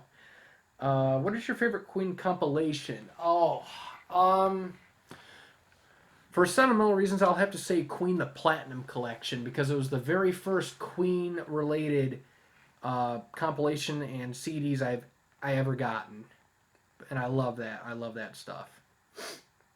Uh, what are some songs that were played on the Crazy Tour? Whose best versions were on other tours? All right. From what I understand, what was played on the Crazy Tour, but was the best ones were on the other tours. Well, I'm Loving My Car for a start. News of the World Tour. Let's see. Fast Will Rock You, News of the World Tour. Um, Probably something like, let's see, some other songs. If You Can't Beat 'Em. I mean, the two versions we have are fine, but Saarbrücken has a better version, and there's a couple jazz tour versions that are a little bit better, which is like, I'm like biting my tongue saying that, but I had to be truthful here. Um, also, let's see some other songs I think that were on the Crazy Tour, but you can find better versions on other tours. Um,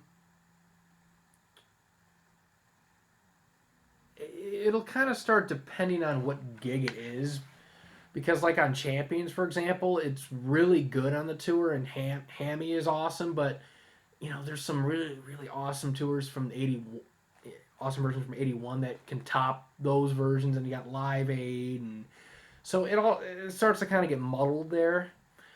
But those are some examples.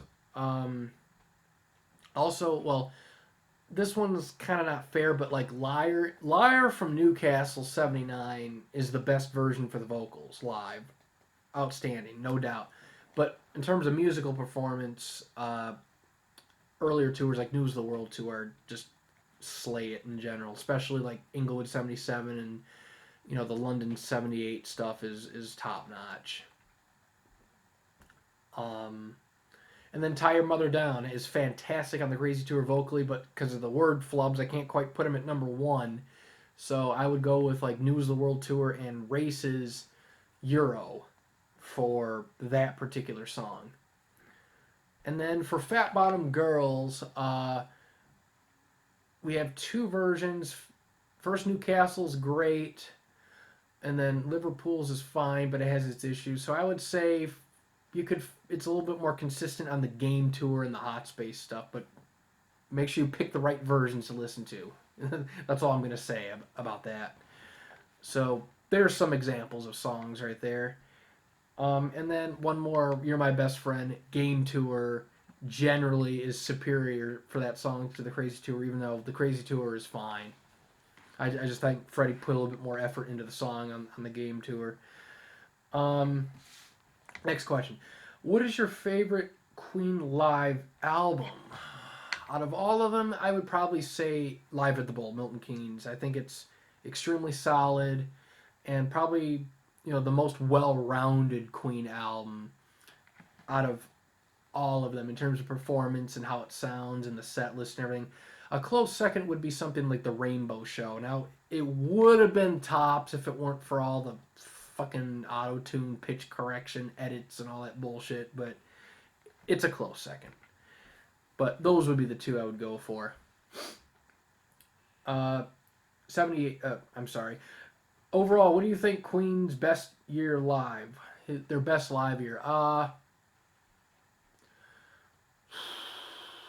Okay, if I were to average it out, I would probably say 78 because of the fantastic News of the World tour leg and those phenomenal jazz tour shows for the musicianship. So I would say 78 since it's pretty balanced because 79 the band sound amazing on the Live Killers tour in Japan, but Freddie's voice isn't very good, especially in Japan. And then Crazy Tour, the band kind of take a step or two back from the musician side of things and kind of get a little bit more sloppy.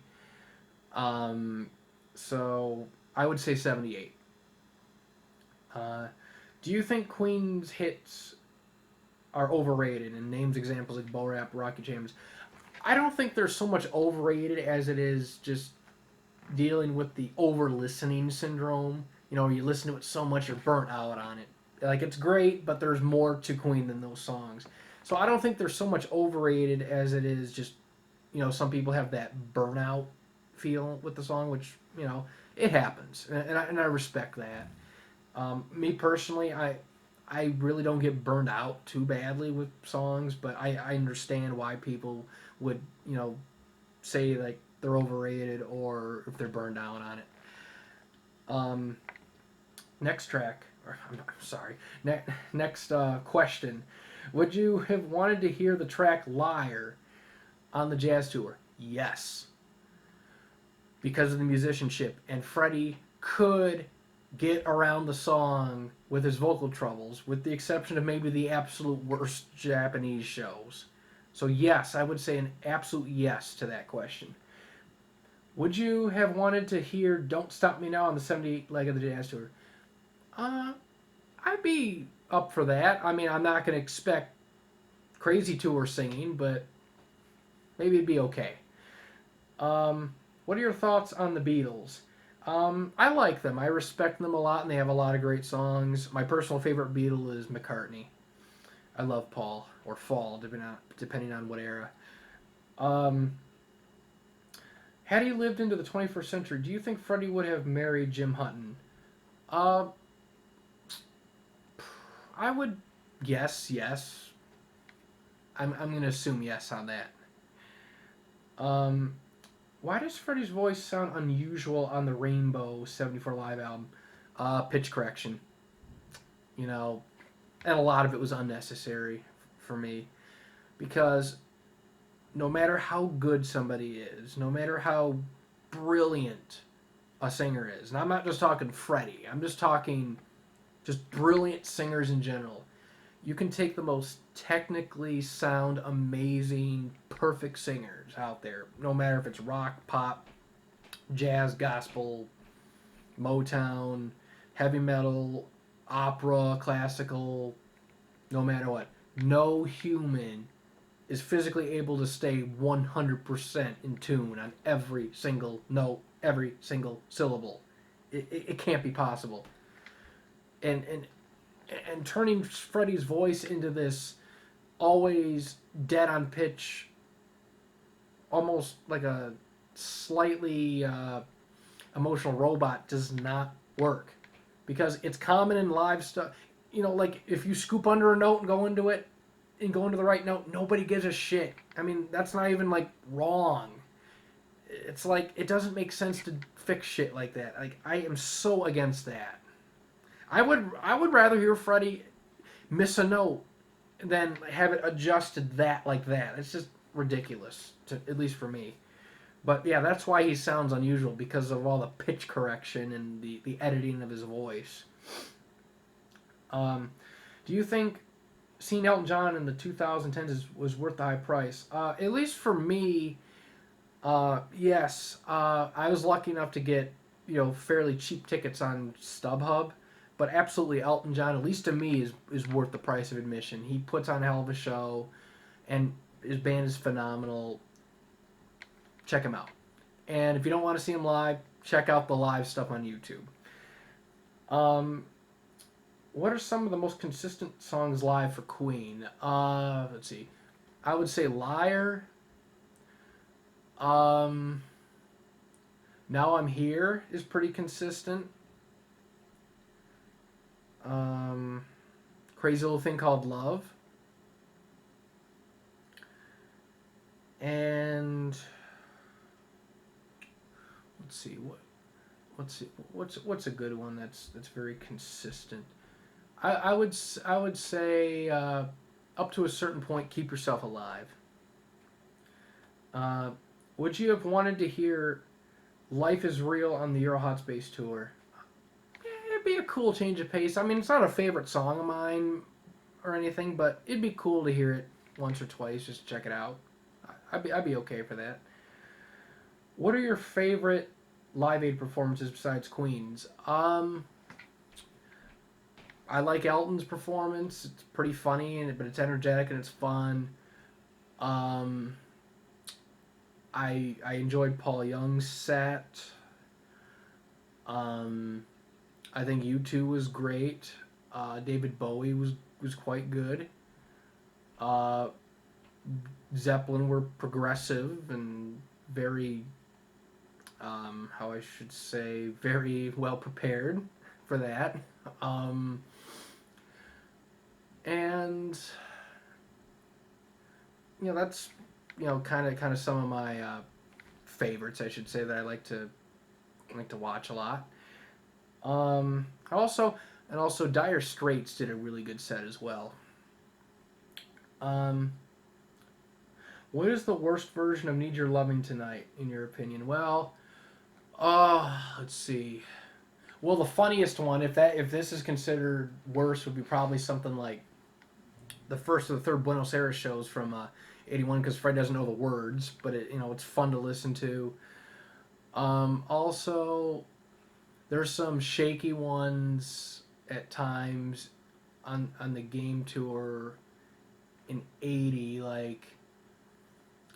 like some of the early Euro ones are a little bit. I mean, they're not terrible, but Freddie doesn't sound quite as comfortable on the song. But I would say the ones where he fucks the lyrics up are probably the worst ones, but they're fun to listen to. They're really funny.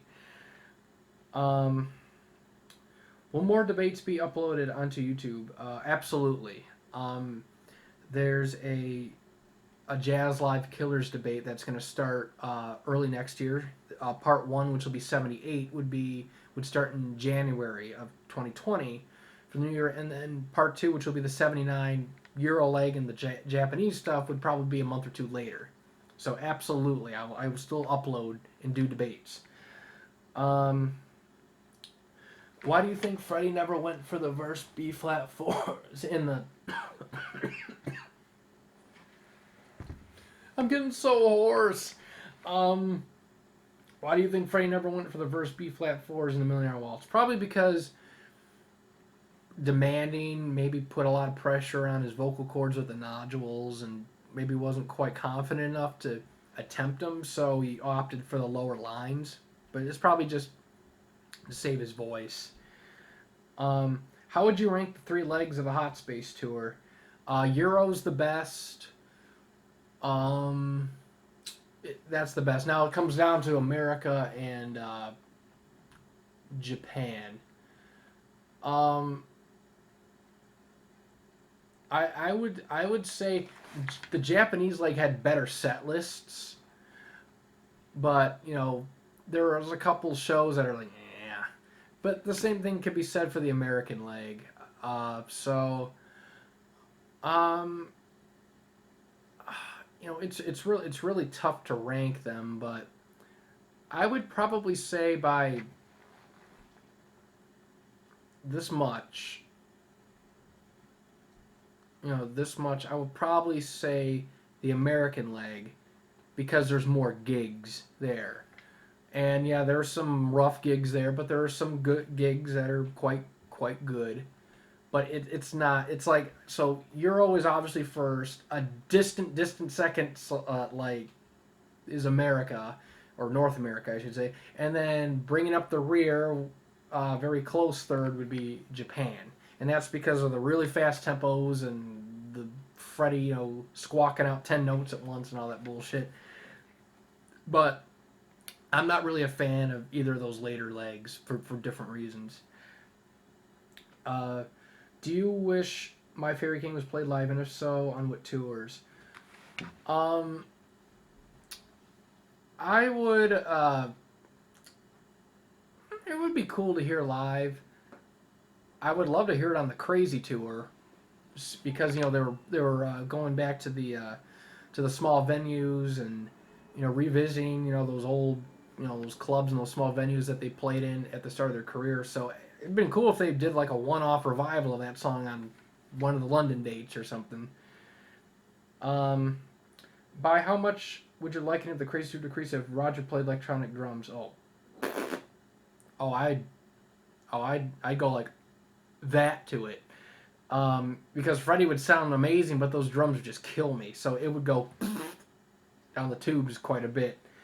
Do you think Elton John has a slightly similar voice to Geddy Lee?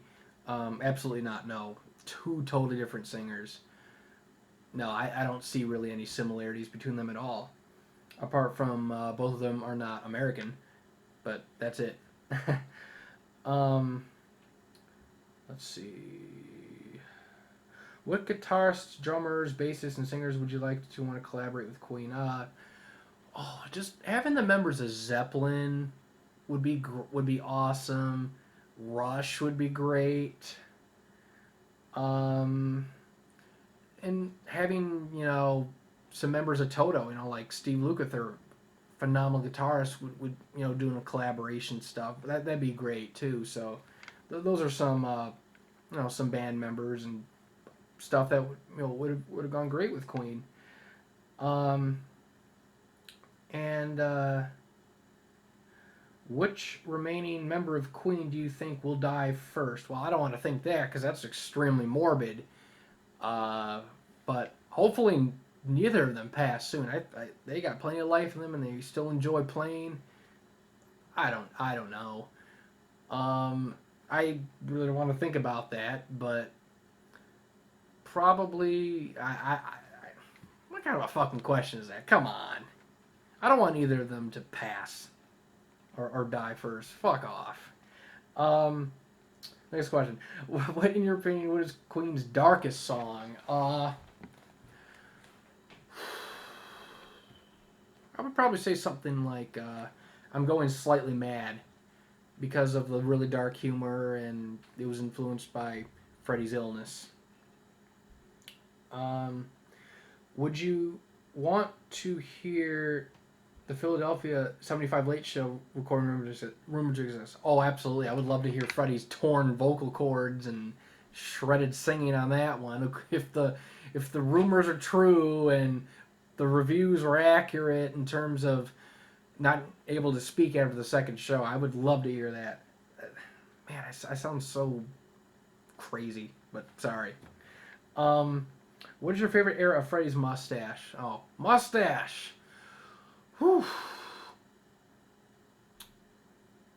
I really like his mustache during the Works tour era. There's something about the mid '80s that I just love that mustache, whether it be like Live 8 or Japan '85 or something. Something about that mustache is just more.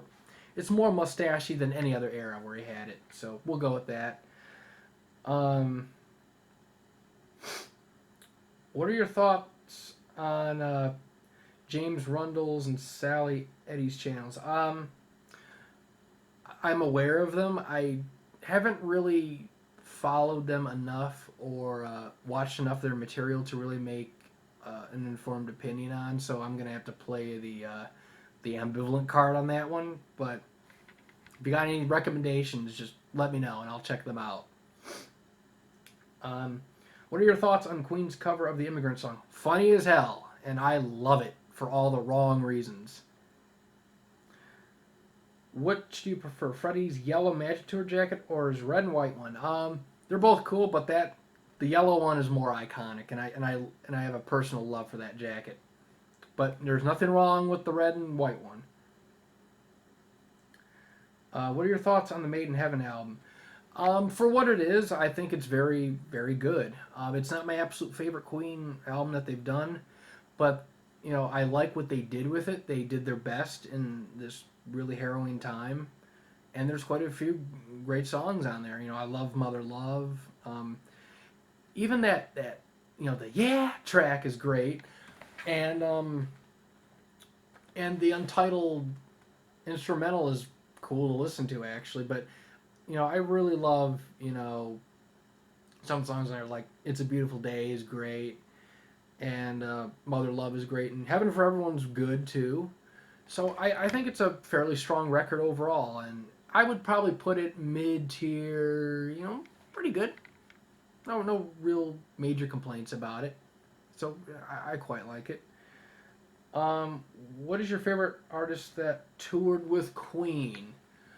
Let's see. From what I remember, I really like Kansas. I've been a fan of Kansas for quite a while. They got a lot of great songs. I would say Kansas is one of them. I like some of the Billy Squier songs I have heard. And on the Magic Tour, when Marillion was one of the openers, I like a lot of Marillion stuff, especially the Fish era stuff. So those are some of them for you. Do you think any of the members of Queen should be knighted? Oh yeah. I would love all three of them to be, but if I were to be serious, I would say Brian, because he's Brian. How would you rank the members of Queen in terms of their speaking voices? Rank their speaking voices. Um, I'll do from least favorite to favorite. None of them are bad. I'll say least favorite would be John. I mean, it's a decent speaking voice, but it's kind of it's middle of the road. It's pretty good. Then I will say Roger. He has a cool speaking voice. Love his raspy, rough edge to it. It's cool. Then Brian. I love his gentle voice and the soft spoken voice that he does. It's cool. And number one's Freddie. I love the way he talks. I love his resonant speaking voice and just there's something about his speaking voice that's just great and I love it. Do you think Brian Roger will ever do any more solo albums or tours? Um, oof, solo stuff. In terms of tours, I do not believe so. I think they're focused on the Queen plus Adam Lambert stuff to the point where solo stuff wouldn't really fit in their plan. Um, what Queen songs, in your opinion, deserve to be more popular? Prophet Song, White Man, My Melancholy Blues, um, Dragon Attack, um, and maybe stuff like Was It All Worth It? And I'll throw one out there and say Headlong. I love all those songs, and I think they need some more fans. Um, what is your favorite live picture of Queen? Any any of its members? Well, there's this to clear up a rumor. There are these photos going around from 1979 of Freddie wearing leather, and people keep blinking my name with these photos for some reason. I mean, I personally enjoy the photos myself, but not to the extent of what all these people think I enjoy them for. Like I don't have them plastered on my wall or I beat off to them or anything like that because I haven't really had the urge to do that. But I would say there's some photos from the Works tour era where you have like all four members there, and I think it looks cool. The Live Aid photo shoots are great. I love the pictures that they took for uh, the Queen Two stuff, and those are just some of my favorites for the band in general, and then for Freddie in particular, I also love the photos where he's wearing like the tuxedo and stuff in the Barcelona era. I think he looks epic in that tuxedo. And yeah. Um, Next question. What are your favorite and least favorite We Are the Champions C5s? Well, my favorite's Monterey because it's just so clean and it's hit on top and it sounds so effortless and amazing. Least favorite, well, if Live Killers counts because it's an overdub, that's my least favorite because it just sounds so rough and strained. But if that doesn't count, I would probably say um, maybe the Magic Tour one. Well, not necessarily the C5, but maybe the transition to the A was really rough. So I would probably put it at that ranking, but it's not bad. But Monterey is the best one. I recommend everyone check that out. Um, Next question. Are there any performances of Queen songs with a substandard vocal delivery from Freddie that you like because of the musicianship? Um, yeah, some of the Brighton Rocks from Japan '79, where the vocals sound horrendous and strained, but the musicianship is top notch. 423 being one of them, and also some of the Liars from Japan '76, where Freddie isn't in the best voice, have some great musicianship on them that I really love personally. Um, so there's a couple examples there. Um, what are your favorite live lyric flubs? Oh, I love Radio Blah Blah from Cologne and Vienna, '86 respectively. I love Between the Well and Feel Like an Answer and all these lyrical fuck ups on Need Your Lovin' Tonight Live, especially like Buenos Aires '81. That's I love that. And then some fun ones from the Magic Tour where Freddie doesn't know the words to Hello Mary Lou, and he's like, I like I don't know the words, I don't care, or I don't know the words, fuck it. I love that bit. Um, and it's hilarious to listen to. What are your favorite live musical flubs? Oh, some of the experimental guitar playing on Caracas '81, like the Bo Rap solo, the Toronto '78 out of tune guitar on We Will Rock You, and the bad guitar chords on Champions of that same gig, and the Bo Rap rock section flub are awesome. The completely off chord at on Cologne '79 at the end of Champions, where Brian like plays it doesn't even fit in the key, and it just sounds so off. It's like a B suspended, or like a B suspended 7, or some like fucked up chord that like make no sense, and it just sounds hilarious to hear. But those are some of my favorites. And then of course, it didn't start off so fucking well from Stockholm '82 to Save Me. That's that's a killer one. Um, do you think Freddie could have sung the hero in the original key of A during any Queen tours, and if so, which? Well, I hate to speculate, but I think he would do a decent attempt at it on the Crazy tour, although probably will not be like the record.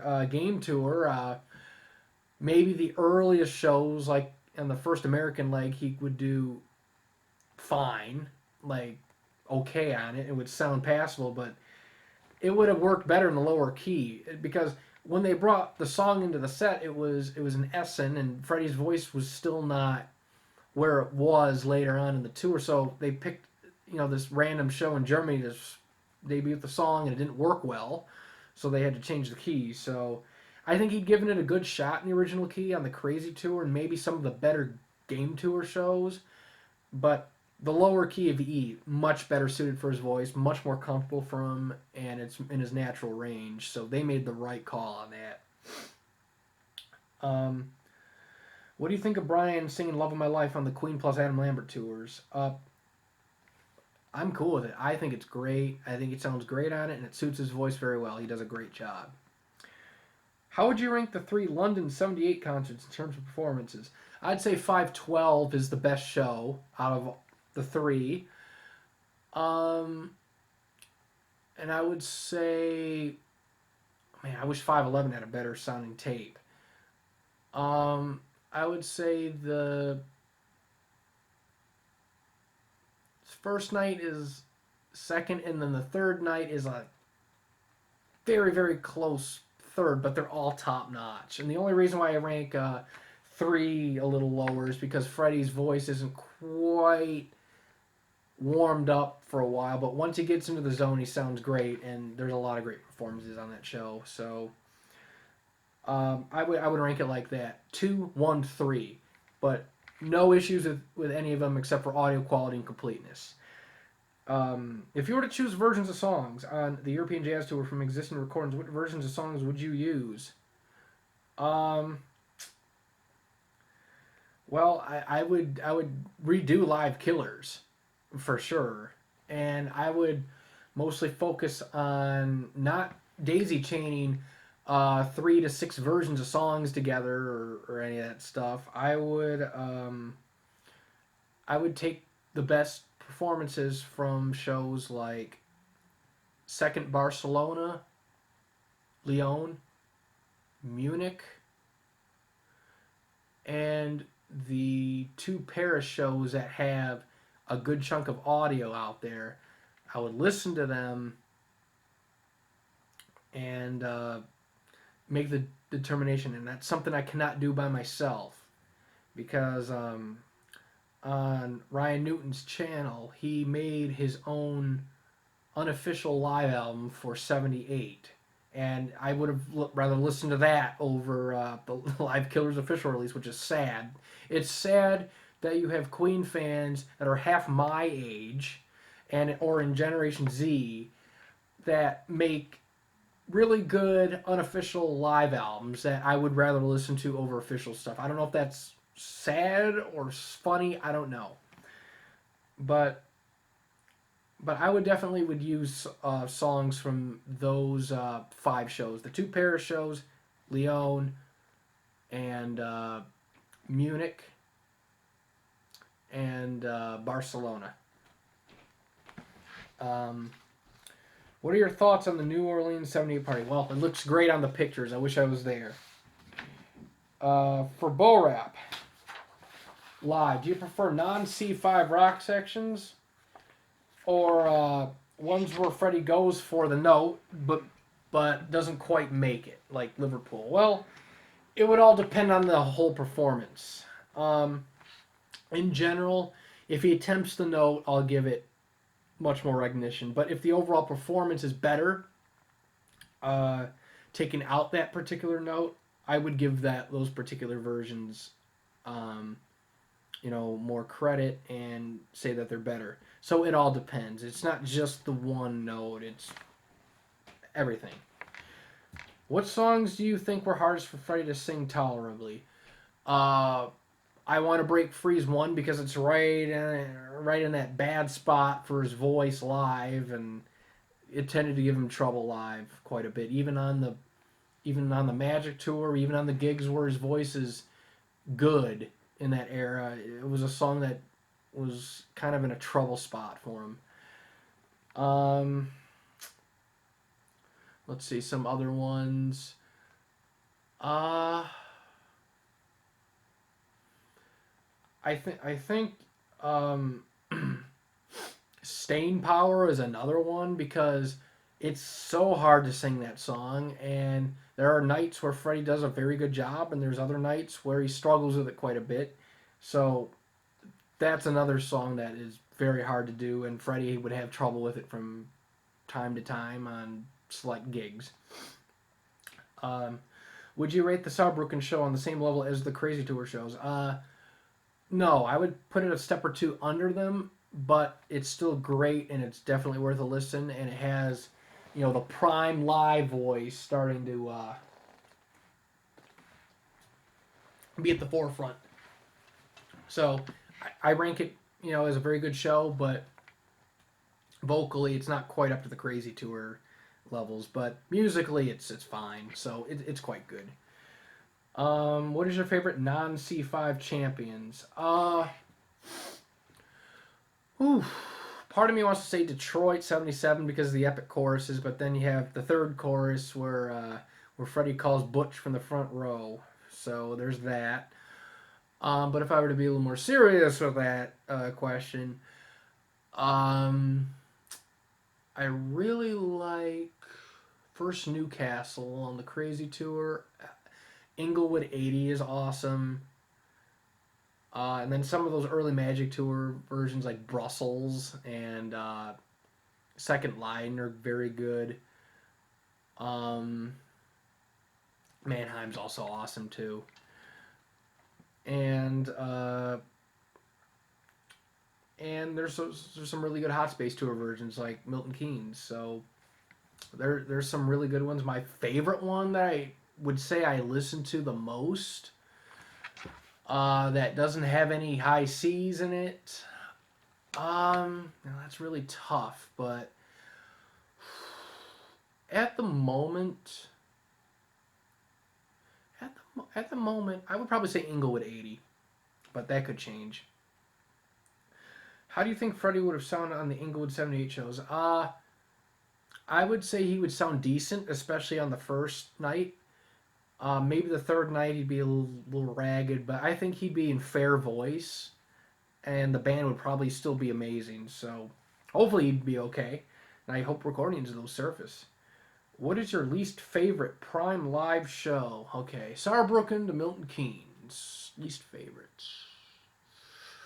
Oh, I would probably have to say second Zurich 82, because Freddie doesn't sound too hot, and the band just kind of go through the motions. It's really not my favorite thing to listen to unless I want to hear laughter from the vocal cracking into 10,000 fucking notes. So I nominate that one. Do you like Freddie's Blue Knee Pads? Oh, absolutely.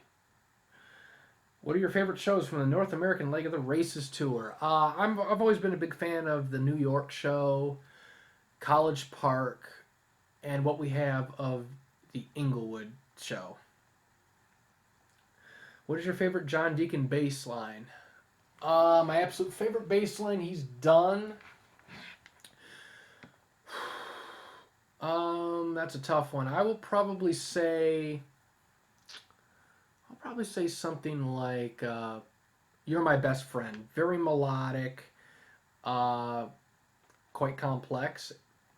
Fits the song very well, and it's awesome. I would say that one's my favorite bass line that he's played on a studio track. What are your favorite Queen books? Let's see. I do like Peter Hintz's book a lot, and I like Peter Freestone's book on Freddie. If that's to be counted, I really like that one. But for Queen, I like Peter Hintz's book a lot. Which do you prefer, Stuttgart 84 or First Brussels 84? My personal preference is Stuttgart, but Brussels has an edge in some spots, so we're close. But I listen to Stuttgart more. But that's my preference. But maybe Brussels has an edge when it comes to the singing because of the fresher voice. But if I wanted to listen to those two shows like casually, I would pick Stuttgart. Would you have wanted to hear Killer Queen on the Hot Space or Magic tours? No. This by 81, the song was pretty much at that time. It's like Freddie was tired of it, and then it revived for Works tour, but it's fine. There would have been better songs to put in its place. Will you be updating the Gregson Wizard channel? Yes, I have. I'm kind of in an early stage to kind of get back into that. I've just been focusing on other things, but yes, absolutely. There are big plans for that channel. What is your favorite Queen album of the 80s?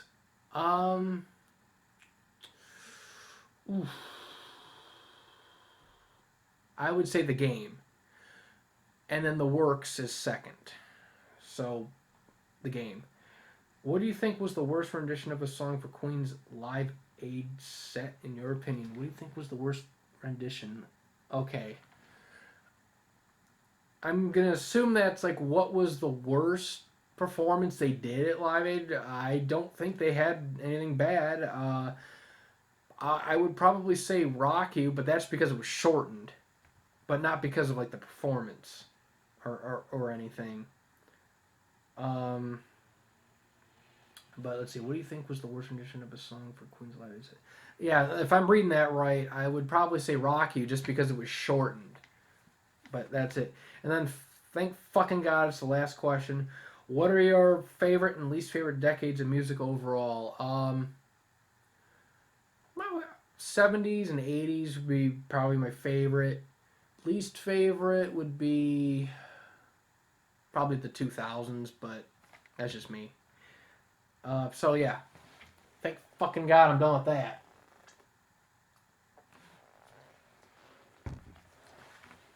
Never do that again. Okay.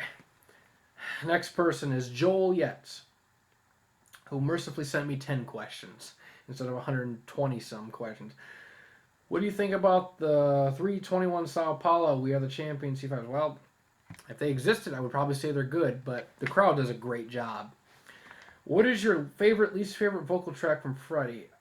I'm not track. I'm sorry. Vocal crack from Freddie. My favorite has to be the nodules doing the body language on Tokorozawa, or the metal screw from Tokorozawa. Um, my least favorite one would probably be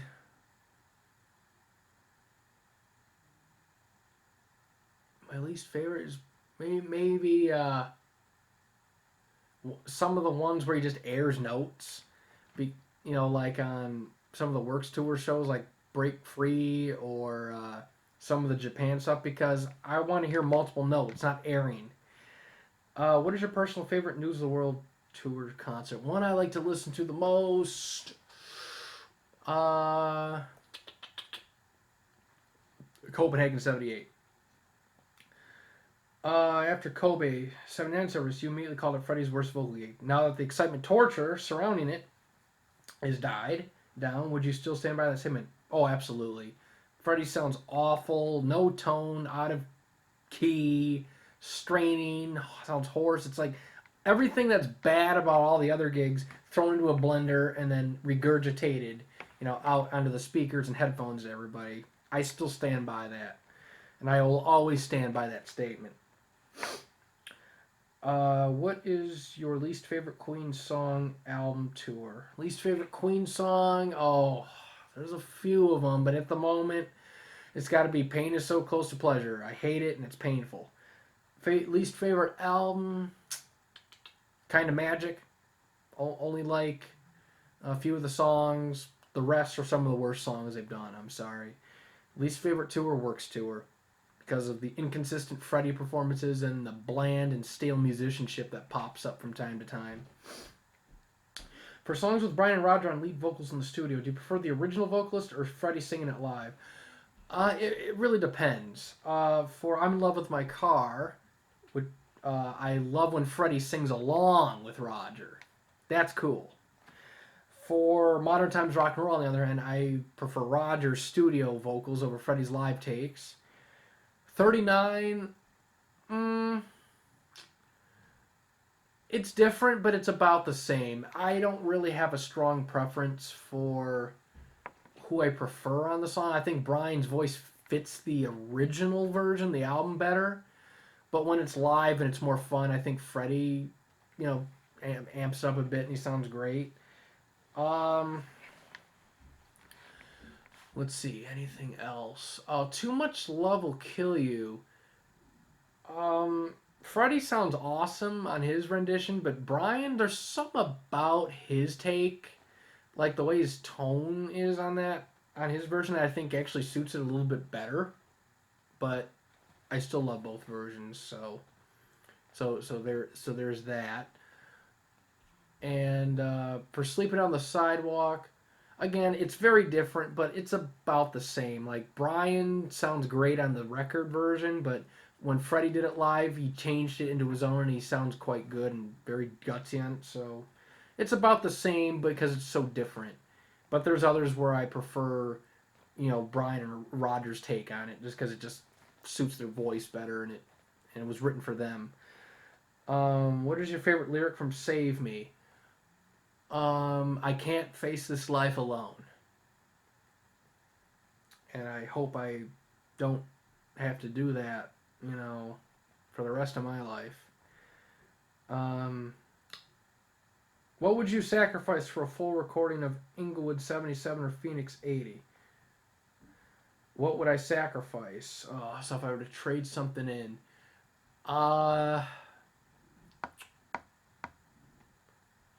Get Asher's quote-unquote Gothenburg 82 out of cyberspace and replace Inglewood 77 or Phoenix 80 with that. But for a more proper answer, I don't know. But what would I sacrifice? Well, if I were to sacrifice myself, if I were to cut a couple of years off my life to get more Queen recordings, I can do that. I would sacrifice my insanity, too. So there you go. Which Newcastle gig do you think is Freddie's best vocal gig? I would say 12-3, but the general consensus appears to be that 12-4 is a bit better. That's really tough because there are certain elements on both Newcastles that the other night doesn't have that has it reigned superior, but the other night will have something that is superior on that night. For 12-3, for example, Freddie sounds just a tiny bit fresher and clearer throughout the whole show. Whether on the second night, he's a little more conservative, not quite as effortless and in parts, but once he gets into the groove, it's at that level or better. So that's where it kind of differs there. Where first night's kind of like this, like for consistency and vocals. Like say it's kind of like this, kind of even, high pitched, pretty even. And then second Newcastle will be like starts here and kind of like goes here and kind of goes gradually up, a little down on a song, like that. A little bit more variety. But I would say 12-4 is more gutsy on spots. And if you were to take a lot of the songs on the first half of the first night and then stick it with some of the songs on the second half of the second night, it would be a juggernaut Newcastle. But I would say 12-4 is more gutsy and daring, while 12-3 is more fresh and clean. So it all depends on how you want to rank it. And then last question: what do you think the key songs from the Miracle Innuendo would have sounded like live? I don't know. I think the Miracle stuff, would sound great live. Especially, it would be more rocking, especially like Breakthrough and Invisible Man. I Want It All, I think, would be awesome. A live version of Scandal would kick ass. But and then for Innuendo, there's a lot of layers on some of those songs. So I don't know if them being stripped down would work. I think Headlong would be fucking amazing. Innuendo, the title track, I think the record version would be too good. But we can always wish. Thanks. Next person. Fumas El Leon.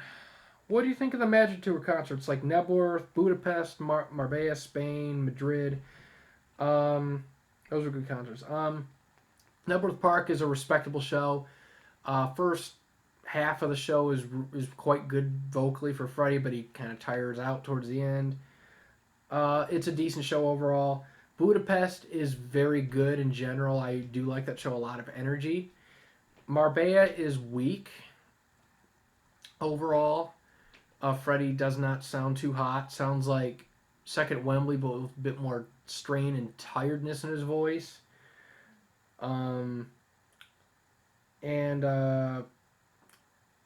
Madrid is not the best show either. It's rough, it's a little rushed, atmosphere isn't the best on stage. And then I'm going to assume Barcelona is included in there because Spain got brought up. Barcelona is the best Spanish show overall on the Magic Tour. Solid overall, and Freddie goes for some pretty good notes on songs, and the band sound really energetic. So it's a good. That's easily the best Spanish show they did. Thanks. Vostage. How does it feel to believe in something wrong for 9 years old? Fuck off. There's already a video on my channel of me admitting that I was stupid and a jackass and I was wrong. I don't need to be feeling horrible again. But I feel awful that I deceived people and was too stubborn to realize the truth. And once again, I apologize for that. But I'm glad I'm wrong because it made the performance better after finding out the truth. Thank you. Circle. Do you think it'd be worth trying to get attention of more influential people to try to get the release of shows that we don't already have? I'm thinking something along the lines of Brian's Twitter or Instagram. Maybe seeing that as a community, we'd rather have gigs we don't already have, like Boston 77, which we know exists. Even if it doesn't have a video instead of stuff we could already have come to some extent, but it hasn't been officially released, like Hammersmith 79. With enough support, mainly your subscribers and other similar channels, I think it's possible to maybe get enough attention to at least put the idea out there. Thoughts? Well, In a Utopia universe, I would agree with everything that you just said. I would love to have additional stuff released. I would love the band to put out soundboards and unreleased shows, but if I were to be realistic, it's not going to happen because Brian and Roger don't want to focus on the past. They want to focus on the then and now. So, I mean, I wouldn't say disappointed because I understand where they're coming from, but at least we have unofficial material, and we can rely on generous tapers and collectors for that. So that's my thoughts about that. And then we have Arthur Dent, who gave me a shitload of questions. Thankfully, not 125 of them, because I'd no voice if I had to do that again. Arthur Dent starts off with, awesome that you're doing another vlog. There you go. I think it's awesome, too, that I'm doing this again. Here are my 18 questions. Prepare your throat. Well, it's already ragged from talking for 2.5 hours. So I think it's been prepared for quite a while. First question. Will you continue to redo the captions on some of your old uploads and give them the now classic Gregsynthbootlegs caption treatment? Absolutely. Old descriptions suck. Don't pay attention to them. They need to be revised. They need to be redone. Anything at the very least prior to 2014, 13, 14, ignore. What are the top 3 in no particular order? Gigs from each tour from 74 to 77. And the top 3 gigs from 81, 82. No particular order. Okay, 74. Let's see, each tour. So, I'd have to skip Queen 2. For the UK stuff. For North America, I would say Providence, New York, and Waterbury. Sheer Heart Attack 74, top 3, no particular order.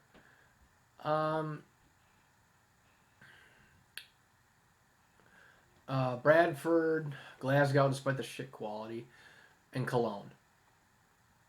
75, Sheer Heart Attack.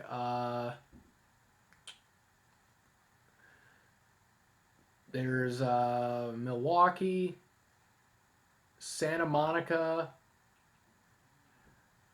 and let's see. Well, that's pretty much it. I mean, there's nothing really else, so I'm going to have to disqualify that one. But for Japan Sheer Heart Attack, I would recommend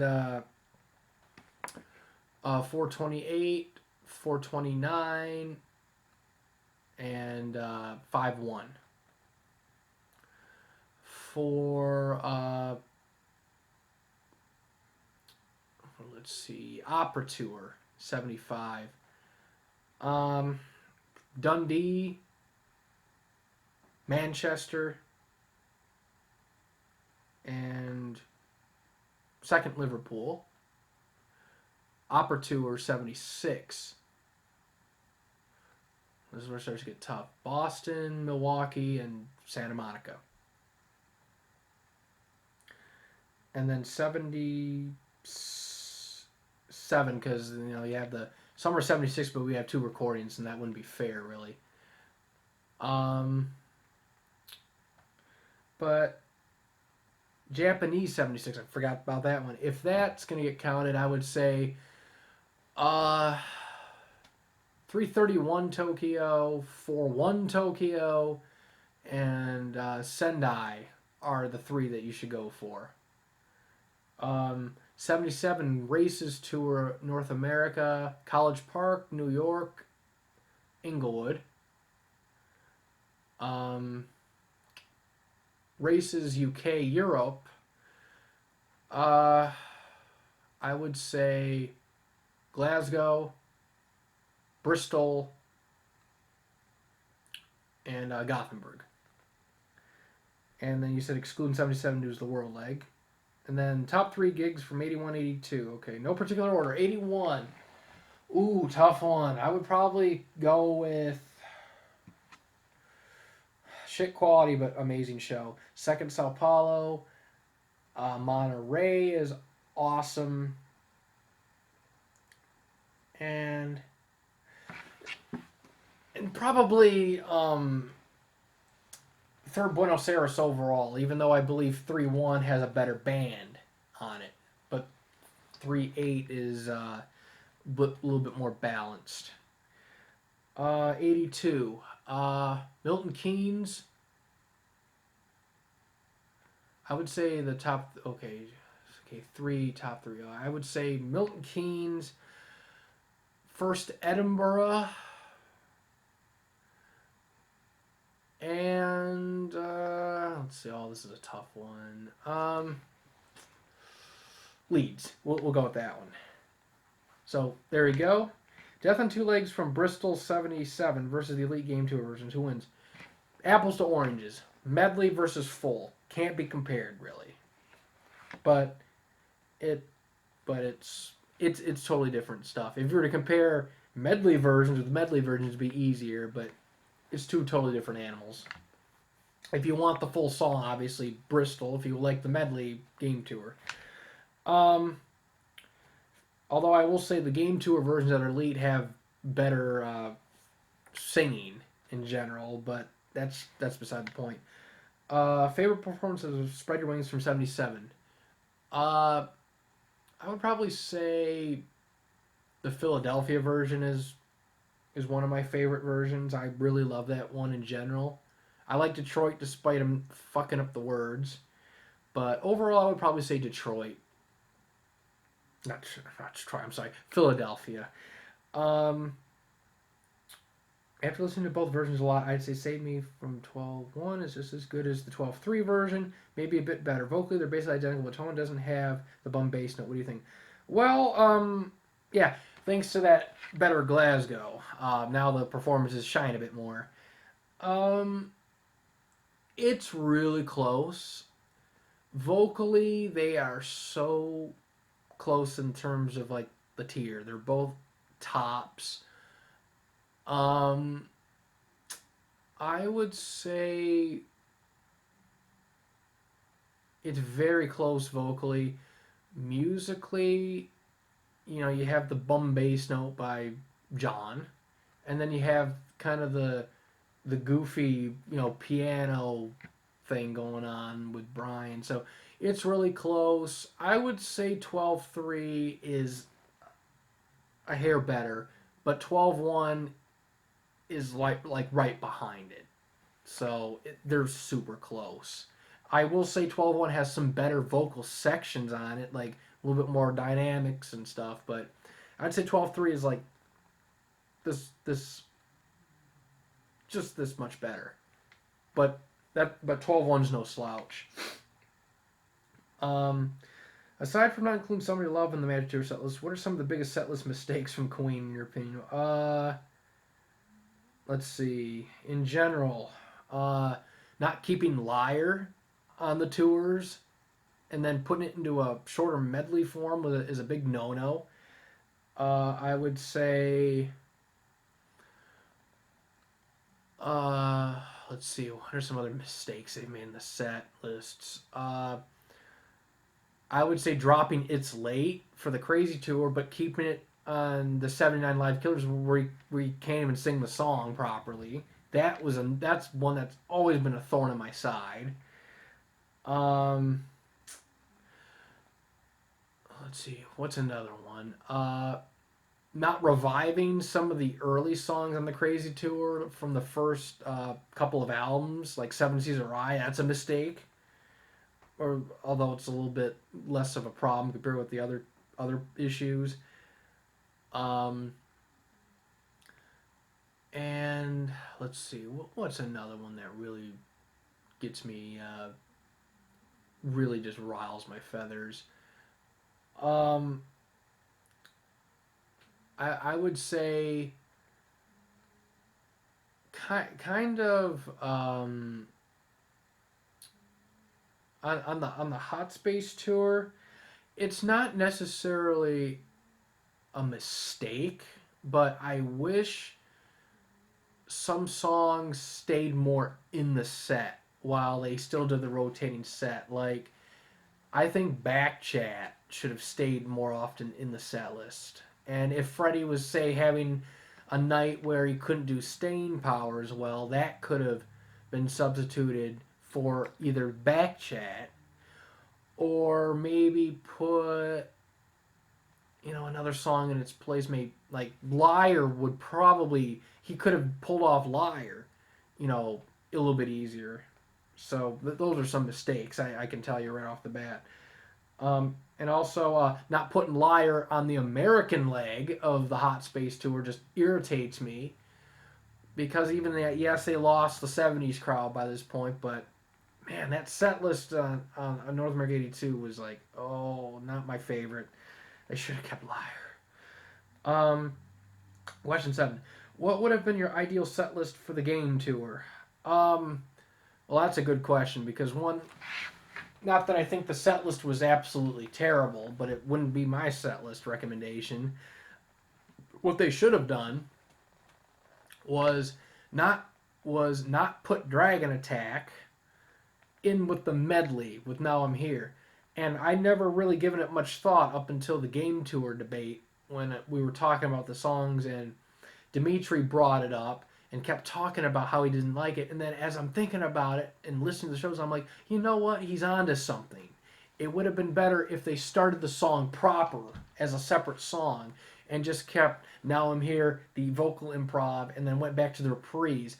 Then the next song, Roger starts the drum beat and then the bass kicks in. So now that I think about it, Dimitri brought up a very good point that I actually agree with. That Now I'm Here and Dragon Attack should be separate songs, not combined like that. But for that set list for the game tour, first, Somebody to Love stays in the set. Do not take that out. Let's see. Keep Need Your Lovin' Tonight in the set list more often. Don't put Flash in the set because that didn't really work well live. Although there's some really good performances in 81. Don't do an S and try to do the hero in A. Keep an E. Let's see. Ideal set list. Okay, if I wanted to build a set list. Okay, I'm thinking game tour. America. The introduction drone's fine. Don't start off the show with Jailhouse Rock. That doesn't work. So we're going to do this. Introduction drone. Started off with The Fast Will Rock You. Now Let Me Entertain You is fine. Keep that. Fourth song. A new track would be fine. Need Your Love Tonight would have been fine. Play the Game, fine. The medley. Okay, medley. Killer Queen, because of the obnoxious over singing and all that garbage, take that out of the medley. But, keep Mustafa, lead it into Death on Two Legs. Keep that. That's fine. But, don't put Killer Queen in there because it wasn't working on that tour too well. Put instead maybe, just go right into I'm in Love with My Car. Right after that. Take out Get Down, Make Love. You're My Best Friend's fine. Save Me's fine. Dust stays in the set list permanently. And then Now I'm Here. But do Now I'm Here, improv, reprise. Then Dragon Attack as its own song. After Dragon Attack, do Love of My Life. And then you can go into Keep Yourself Alive. And then you can do the instrumental stuff. After that, do Liar, like they did on the Crazy Tour. Then Crazy Little Thing Called Love. Then Bo Rap. And then Tie Your Mother Down. End that.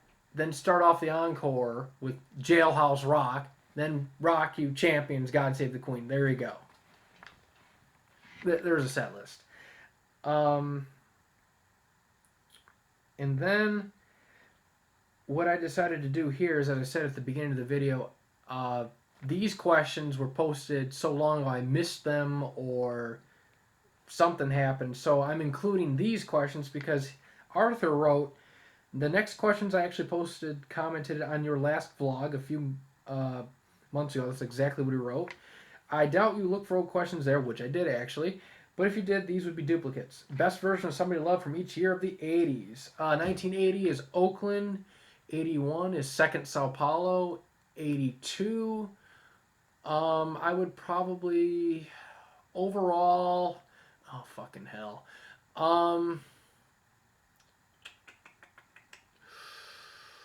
Oof. Okay, Munich's amazing, but it has the guitar fuck up. Leeds is awesome. One of those prime live 82 versions. A UK version. And then let's see, 80s. 84. I would probably say Dublin for that one.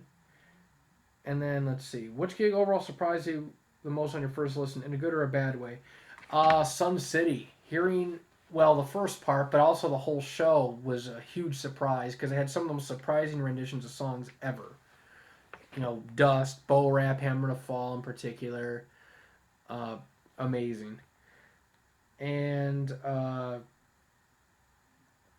know, I'll go with that. Also, 413 Tokyo, because Freddie sounded relatively good and was able to effectively sing the songs. That was very surprising, especially considering what would happen 2 weeks after that date.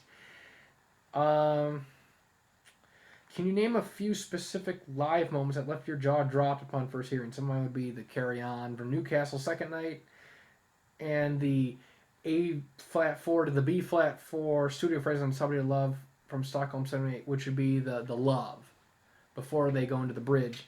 Some of mine would be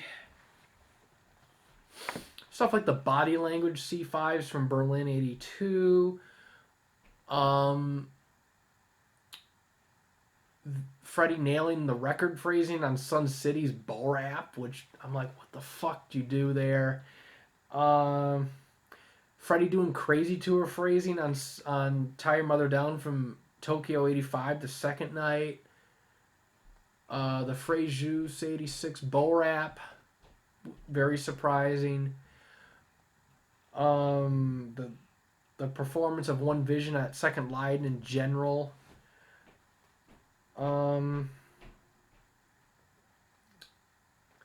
Yeah, I'd say the Carry On from Newcastle and the C5s on the Crazy Tour, especially Glasgow, and Newcastle were stunning. The Liar from Second Newcastle, especially the high B and the improv section, and the chorus of We Are the Champions from Detroit 77, the first one, where it's like sounds just like the record except with no C5. So there's a few. If you could get an upgrade to any Surface tape, which one would you pick? Either Glasgow 74, Glasgow 79, or Sao Paulo 81 second night. If you could get a tape from any gig that's not out yet, which one would you pick? Boston 77. What are some studio phrasings that you really wish Freddie would have tried to hit at least once, but he never went for? Let's see. On what we know of Freddie live, he should have gone for on Somebody to Love on the Prime Live shows. After the guitar solo on the record, Freddie was, it says, somebody, and then Can Anybody Find Me? Then he goes, Somebody to Love. On the record, there's a C5 to a B flat 4. The closest he would get to doing any sort of phrasing that resembles the record would be Works tour versions of all versions on the early ones where he stays in the fourth octave. Um, I wish he would have attempted at least once the high C there, or at least, B flat 4s on the Prime Live during that part, because I know he could have done it, but he just didn't, just to piss me off. Also, I wish. Let's see some other studio phrasings. I wish he attempted more studio phrasing on not Let Me Entertain You. If You Can't Beat Him on the Crazy tour, because he kind of, I'm not going to say he half-asses it, but he kind of plays it safe. He should have went for those notes. He could have done it. So there's a couple there. What are some studio phrasings that Freddie hit, but only a few times that you would have loved to hear more often? Well, the studio phrasing on If You Can't Beat Him. The only time where he does like hanging around is Saarbrücken. And then the A4 choruses on some jazz tour versions from '78, but doesn't hit him on crazy tour versions for some reason. I don't know what that's all about. I wish he hit the C5 more on Bo Rap and Champions.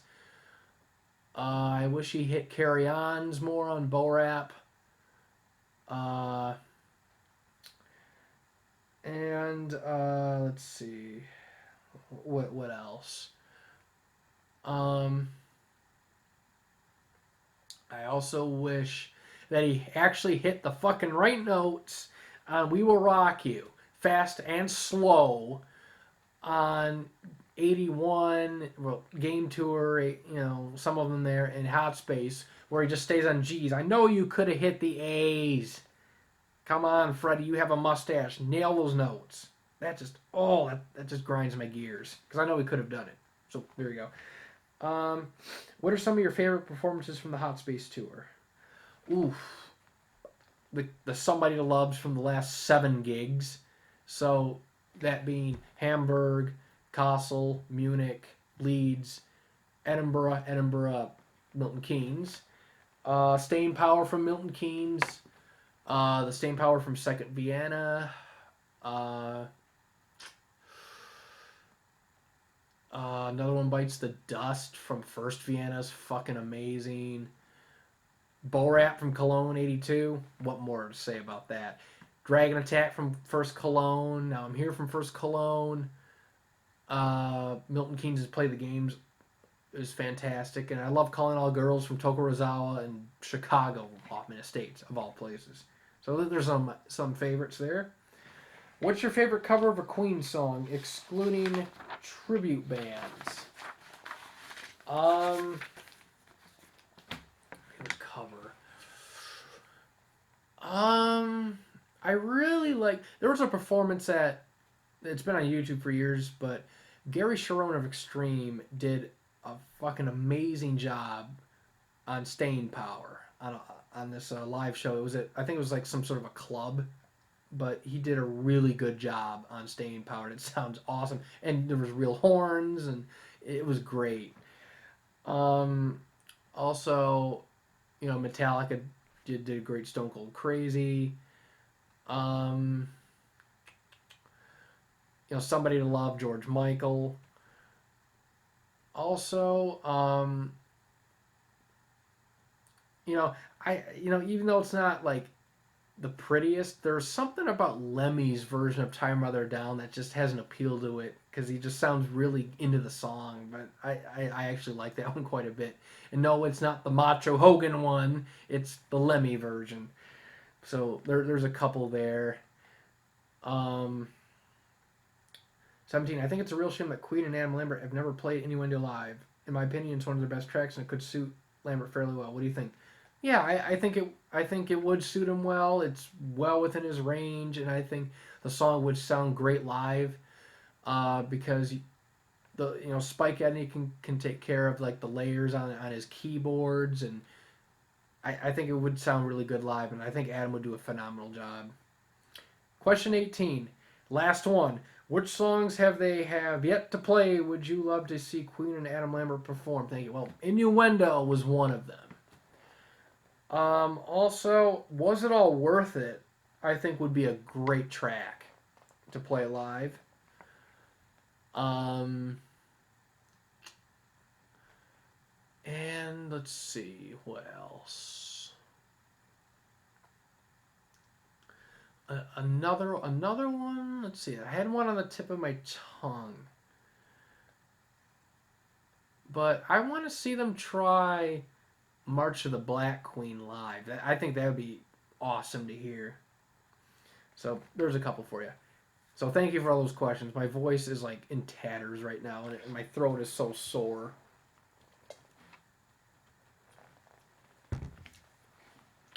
Maud Trevin, I think that's how I see the name. I'm sorry if that's butchered. Hey, do you have the Rainbow 74 concert, but without auto tune and all? I do have the show, but it's the official release with the pitch correction on it. The only version that doesn't have auto tune and pitch correction is that heavily overdubbed version that you may find throughout YouTube that you know that was released all those years ago. I don't have it on my YouTube channel for a couple of reasons. One, because there's less work done on the official release, and I'm not really big on uploading official shit to my channel, so I'll let everyone else do that. Lyric Weaver, fantastic. Hello, Greg. I'm really curious to know what you'd say Queen's funniest, most amusing moment on stages. I read about their performances over the years, and I have some guesses, but I'd love to get your take on this. The Save Me blooper from Stockholm '82, where Freddie sings the song and Brian's not playing the piano, and he's like, it didn't start off so fucking well. That's always been one of the most amusing ones I've heard. Um, Also, Radio Blah Blah from Vienna and Cologne '86 is fun. And Need Your Lyrics Tonight, where Freddie doesn't know the words to Need Your Love Tonight, is fun to listen to as well. But another one that takes the cake is Another One Bites the Dust from Third New York '80, where Freddie sings the first verse and chorus sharp, like in F instead of E, and then Deacon tries to help out Freddie by playing an octave higher on his bass, and it still doesn't work. Then Roger tries to come in to fix it, and that doesn't work, and it makes it worse. And Freddie finally gets it under control, partway through the second verse, but it's just hilarious listening to all those clusterfuck of notes and pitches going all over the place. Thanks for the link. Just subscribe. Thank you. Virus 9. Would you rather get some Aussie shows from '76 or Edinburgh, both shows complete in Cardiff? Well, Aussie, because we have absolutely nothing from that tour leg documented on audio. We have Hyde Park and a poor Edinburgh show from the second night, but Aussie, we have nothing. So that's my take. And then Doctor's Fury. Hey, Greg. Thanks in advance for your time. I always wondered what happened with Freddie changing his way of composing, or maybe I should say what he thought about his music. Up until I would say Date the Races included, his music wasn't planned to be disposable. Records had a lot of work put into them, super over the top with layers, and layers of ear candy. But then he stated every often in some '80s interviews, he said people should listen to his records, enjoy it, and dispose them afterwards. I really feel that something changed in him, and it really shows in his music, and I felt saddened hearing Freddie saying his music is not worth listening over and over. This being said, Innuendo being the only album I feel that they had returned to their roots. I just want to know your thoughts about it. Maybe it was them trying to reach every kind of people with different tastes. Thanks. Well, Freddie in the '70s, especially up until the News of the World-ish, he was, an amazing artist in the sense of his music, like some of his best, a lot of his best material is right in that time frame, and he was focused on his craft. But what happened was over time, especially into the '80s, he got into a lot of the partying. He got, he would rather spend his time clubbing instead of, preparing the mixes or laying the vocals down on albums, especially like on Hot Space, where the excess was really, really bad. So what changed was his attitude, because he was starting to put his musical abilities and stuff on a lower tier, and was kind of putting the partying and the clubbing and everything kind of above that, and it was affecting his outlook on his music, which, he still produced some good songs, but it was nowhere near what his prime was. But when he when he when he cut down on the clubbing and the partying, and then when he got rid of some bad influences in his life, like Paul Printer, for example, things started to get back on track. And by the time that started happening, Freddie was already starting to become ill from HIV/AIDS, and in that time he cranked his creativity up to 11, and he made Barcelona, which I think is a phenomenal record, and it's my favorite thing that a Queen member has released outside of Queen. And he did some phenomenal work on The Miracle and Innuendo and Made in Heaven. But yeah, his attitude changed, especially in the '80s, because he was putting his clubbing and his partying and just having fun and over the music, and the artistic side of him was becoming lower and lower. But thankfully, he got away from all that turmoil and was able to get his creativity back. But it came at a cost. But thanks for that question. Unexpected moments. First of all, I've been a massive fan of your Queen and Elton channels longer than I care to admit. Well, thank you for saying that. So thanks for providing countless hours of entertainment through your bootleg uploads and debates. I'd love to be involved with one of them someday. Awesome. Shoot me a message or an email or comment on the video and we'll set you up. Anyway, since you like timestamps so much, yeah, everyone likes to send me their favorites. I found a recent example that this might be the worst in Queen's entire history. In your opinion, what happened? Well, what was being referenced was when Queen was playing at that gig where you had, I'm trying to remember the event off the top of my head, but it had Rami Malek, and you had the Stars were there, and it was some official event. I can't remember the exact name of it off the top of my head, but what had happened was during Don't Stop Me Now, something went haywire with the sound, where it sounded like a delay happened where the music was playing back like early before the band, and it was a huge clusterfuck, and people were saying that they were lip syncing and miming to a tape, and I'm like, what the fuck is this? Because I went to several Queen and Adam Lambert shows starting in 2014, and not once did I see anything that resembled lip syncing or any of that sort. And I'm like, this doesn't sound right. So I started watching it, and I was like reading about what people were thinking about this, and what had happened was, what happened was, everything was fine, but but on the video that was being referenced, there was a screen playing right behind the band, and it synced up to something music. But what had happened was, a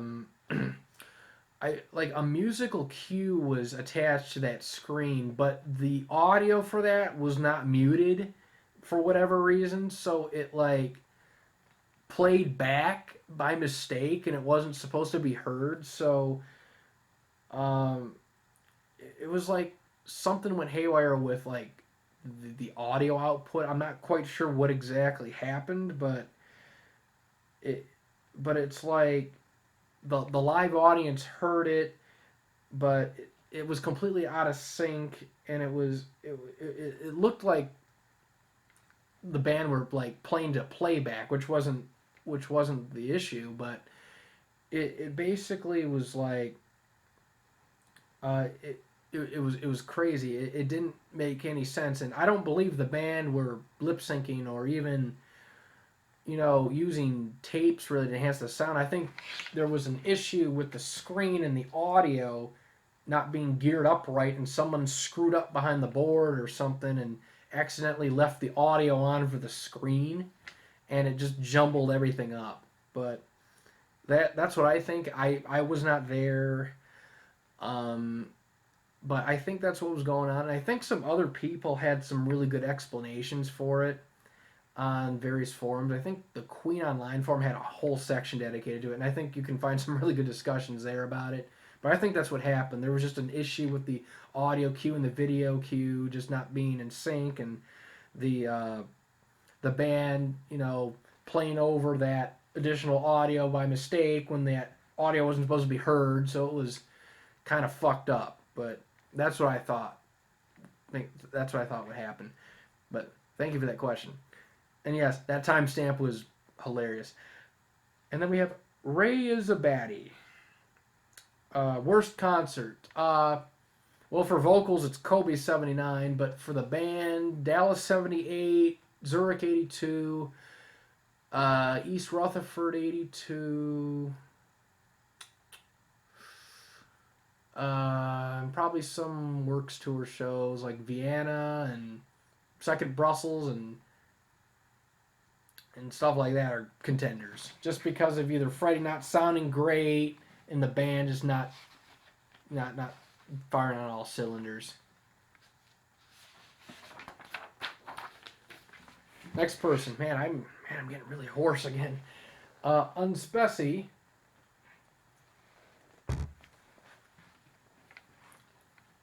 First, I want to say thank you for uploading countless Queen concerts that have provided me with countless hours of entertainment. Well, thank you very much for that. You're welcome. Question 1: when will you eat the hat? It's on YouTube. Question 2: when will you eat that hat? It's on YouTube. 3: hat eating video when? It's on YouTube. 4: do you have any other plans when you eventually run out of Queen bootlegs to upload? More debates, move into entirely different bands? Well, I do plan on still continuing to do videos like debates, maybe talking about the albums a little bit more, reviewing those, maybe doing some little projects with the subscribers, like talking a lot, maybe doing little quick question and answers, more vlogs. And I still have my Elton John channel, GregsynthWizard, to contend with, so that'll keep me busy. So those are my plans. Thank you. Dragonflies love me. Well, I like dragonflies myself. They're one of my favorite insects, and they're cool to watch, especially those big fucking fat Darning Needle ones. In the movie Bo Rap, the first time Freddy is depicted performing with the band, they are playing Keep Yourself Alive. Brian says to Freddy twice, wrong lyric, and finally, in exasperation, learn the song, Freddy. So my question is, did this really happen? And if so, is there a recording of it? Not talking about a recording, picking up Brian saying that on stage. I'm assuming that was just for the movie. But I mean a recording of Freddie getting the lyrics wrong. Just curious. Freddie could sing Mary Had a Little Lamb and it would be amazing, so why not bag? So I'm not trying to bag on him at all. We're all human. As far as I know, that's just for the movie. That is the first time I've heard of that. And then when I watched the movie, I can't recall any moment on any recording or reading about it where they did something like wrong lyric or anything. So I believe that was just for the movie. Dude's Doing What has 2 questions. Have those 72 performances come out yet on another channel like yours? Are they still owned by Queen Productions? Well, nothing from 72 has been released yet in any format.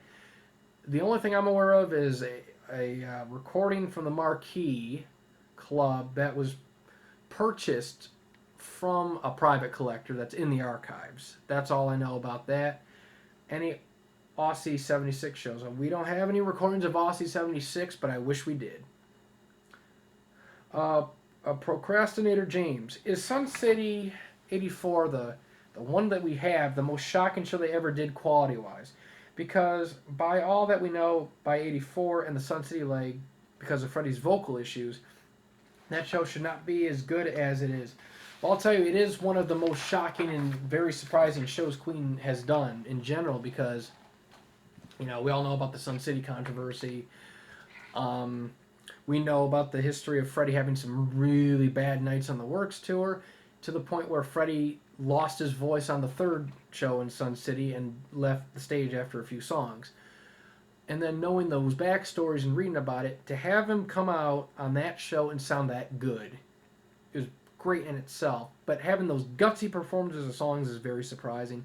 And the best part about the whole show is the band sound like they're playing their asses off. They are stepping up their game.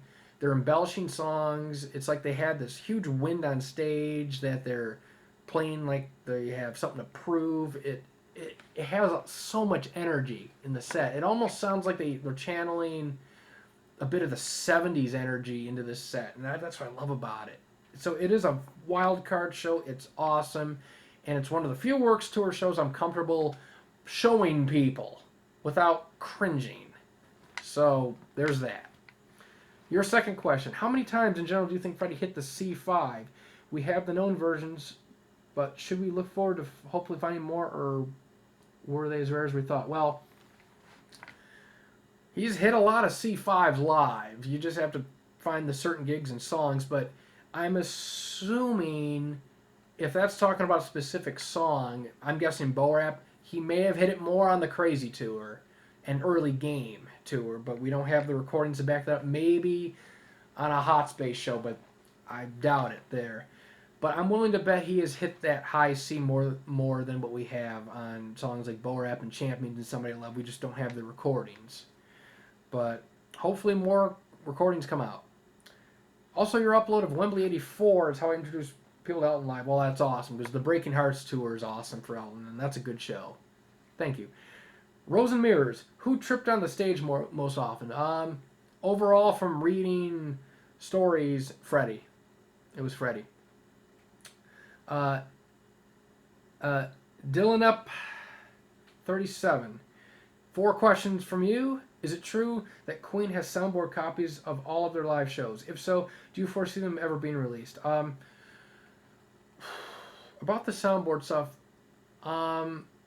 there's been a bit of a slight misconception and a slight urban legend that's been going around that they have copies of all their shows, but what actually is the truth is they recorded all of their shows on like a standard little mono soundboard, as a test recording, but they would wipe the tape off. Like they would listen to it maybe once, twice, just to go through songs or something, but they would wipe it for the next show and do it that way.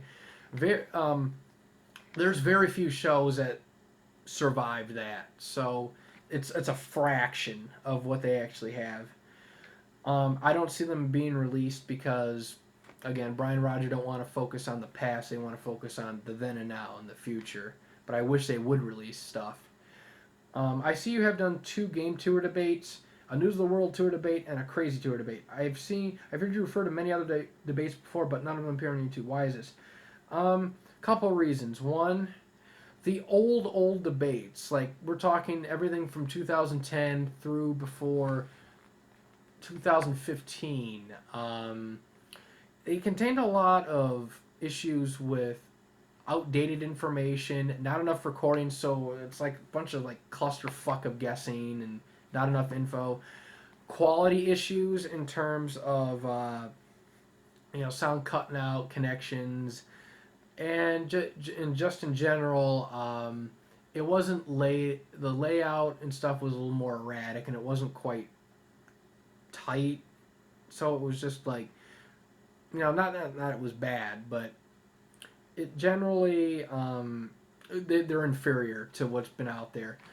But we do plan on going through all those tours, every single Queen tour. There's a debate coming up in January, starting with the Live Killers tour. I should say the Jazz Tour 78, and then Live Killers 79 will happen 1 or 2 months after that one. But but the very old debates are purged and they're gone because they contained a lot of like outdated information and issues with the quality and stuff. But I'm very happy with the current ones, especially the most recent one, like the game tour was a very fun one, and I really liked that one. So that's the best answer I can give for that. Is there any version of 39 where Roger nails the falsetto bridge besides Hyde Park? Not entirely. There are versions where he gets close, but like he hits a G instead of a G sharp 5 and stuff. But Hyde Park is the closest out of all of them. Best Queen instrumental. The best instrumental Inferno Brighton Rock song. Oh, you have got to check out the versions from the 79, or 79 is great too for live killers, but 78 Jazz Tour has some of the most amazing Brighton Rock solos you can think of. The Providence one is phenomenal. Not Montreal. Vancouver's is amazing, but it cuts out, and Oakland's is awesome. I highly recommend you go through the 78 Jazz Tour and listen to them. Start with Providence and check out Vancouver's in particular. And Chicago's is great as well, so start with those. Next person is Fab White.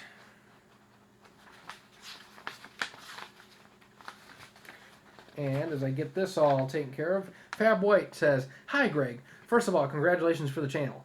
Longtime follower from the other side of the planet here. First time actively participating with a few questions. Hope you can answer them. Well, I'll try my best. The phrasing for Bo Rap live at the Rainbow Christmas 74, that's a rare show, is pretty particular in the Born It All moment. Do you agree?" It is. The Hammersmith show, if you remember on the original version, Freddie's voice gives out. It's been fixed for the official release, but it is a unique take on that line. Are there some other examples of that beautiful phrasing by Freddie? The closest you can find in anything that's related to that would be on the Opera Tour in general. You can check out the various versions on YouTube from 75 and 76 where he sings the song, and the phrasing is relatively similar to that one in various aspects.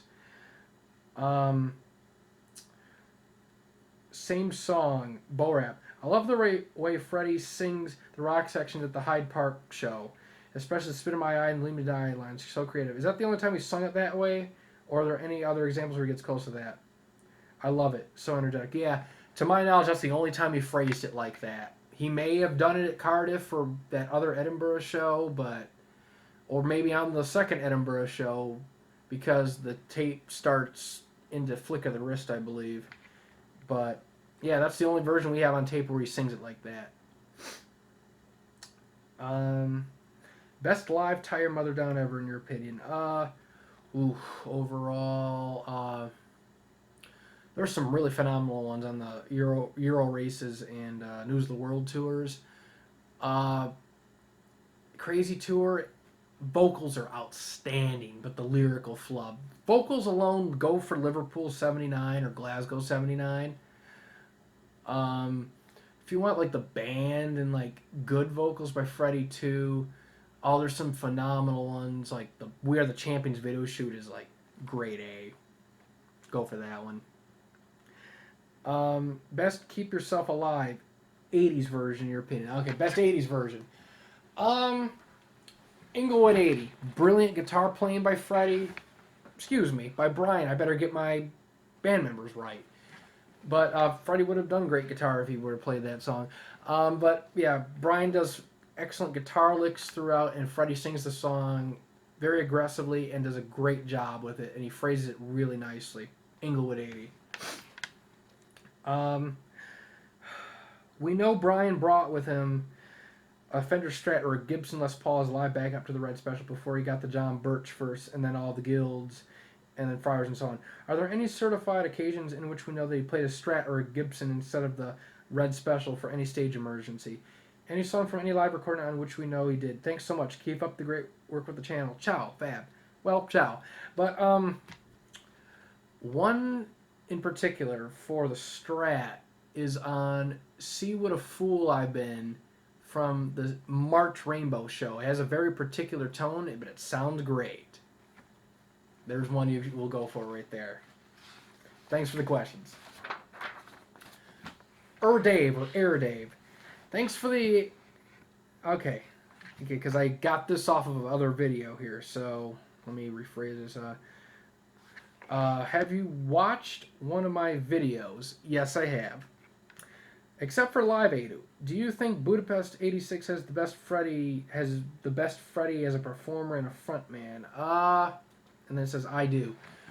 I think he's very powerful, but as a performer and frontman, no. I would think on if we're gonna talk videos, I would think the stuff for Milton Keynes has him stronger as a performer and a frontman,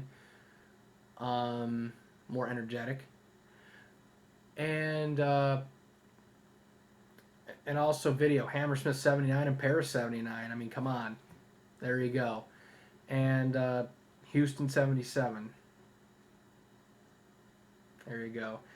Isn't Roger's Instagram account amazing? Yes, it is. Sharing old photos and memories with Freddie. I really like that. Question 4. Best tour for the Under Pressure A4s. In my opinion, it's the Works tour. On Tokyo, he nailed it like the studio. Only time he did it. And then you have the Rio one, which is amazing. Well, interesting you bring that up because he does nail that really well on those shows. But it's only for like 85 Works tour for specific shows where he nails it that well, which I don't understand, but he does a great job. But yeah, I would say he nails those notes the best on like Rio and that Tokyo because it's the original note and he has the fucking amazing vibrato and it sounds awesome and I love it. Question 5. Do you play any instruments? Yes. I used to play saxophone when I went to school, alto and tenor. I took piano lessons starting in grade school. Did it for a few years. I play my own music. I write my own music on a keyboard and feed it into my laptop. And every now and then I'll pick up a bass guitar and try to see if I can try to make sound come out of it. But I do play instruments. Not any of them at a really high level, but I'll figure it out. What's the worst John Deacon show? Well, John Deacon was extremely consistent throughout his Queen Live career, but I would say his worst shows would be probably stuff from the Crazy Tour because that tour has the most John flubs of any tour. So probably like first Newcastle maybe because it has the bum bass on Save Me and some goofy shit on Crazy Little Thing Called Love. But yeah, I would say some of those Crazy Tour shows would be his worst shows, which he's not bad, but he just makes more mistakes than other tours. 7. What can we expect on 2019 in terms of new tapes? Well, I'm always waiting for new tapes, and hopefully we'll get more by the end of the year. I think it's going to be a great end of the year for new tapes, and my crystal ball says that good things will happen very, very soon. Question 8. Your opinion about Who Wants to Live Forever at the first Wembley, according to Freddie's amazing way to sing any word on the right way. Well, in general, I do like that performance of the song. I think Freddie does sing it very well. Shame about the guitar blunder, but it's a fair version of the song, and Freddie does a pretty good job singing on it, so it's pretty good. Thanks. Ned Flanders 39. Where do you stand on did Freddie ever have a vocal coach debate? This was a question that I answered on the last vlog I did, but I got carried away and didn't answer it properly because I was referencing some other user by the name of Susan, so I'm going to redo it on this vlog. About Freddie, he was mostly self-taught. When you go, he was in the school choir, but when you're in the school choir, and I used to be in the school choir when I was in grade school and stuff, but you're given kind of like very basic stuff on like notes and everything, but it's not really like a lesson per se. It's just like how to produce sound. Um, for the vocal coach, he he did his own thing. Um, he did see somebody. There is a German article that's currently I'm trying to get someone to translate it and properly so I can figure out what's being said.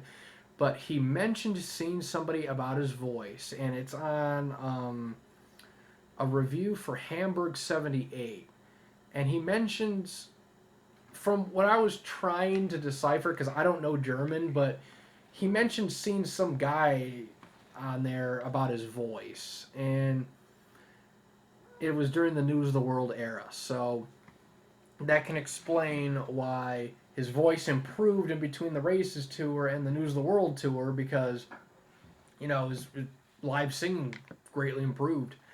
So as far as like seeing a vocal coach and being really disciplined with his voice, no, Freddie was amazing. He was an amazing singer. He was self-taught. He did it his way, and his way sometimes was not the best way. I mean, he did not take care of his voice at times. He partied like crazy. He smoked. He did things that aren't good for the voice. And he ended up getting vocal nodules back in February of '75 due to the back-to-back kitty cats that are on my screen right now and want lovin's, but also doing all the back-to-back shows and 2 shows in one day and forcing notes led to the initial vocal nodule problem. Um, so where do I stand on this? No, he did not have a vocal coach in the traditional sense. He did see somebody about his voice though during the News of the World era, but he stopped with the coaching and the lessons because he didn't want to lose his rock and roll feel, like the rawness to his voice. He didn't want to sound, assumingly how he was phrasing, he didn't want to sound like he was like super polished or anything.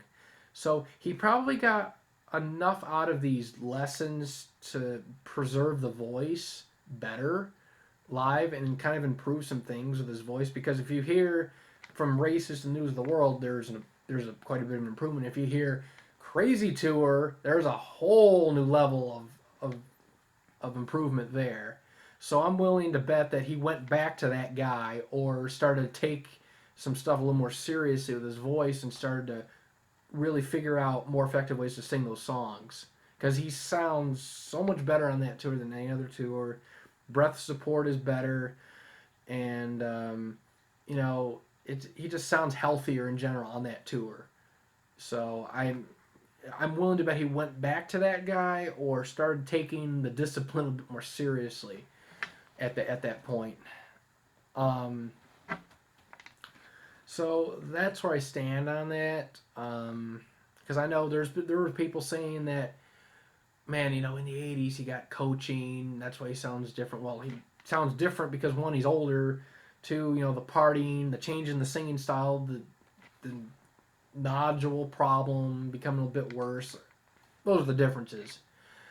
Um, but but also what other people, I mean, some people have said it, but others aren't writing it down. But Freddie did have some informal sessions with Montserrat during the Barcelona sessions about his voice. She taught him safer singing techniques and breathing exercises and helped worked on his breathing. And Peter Freestone told me about that.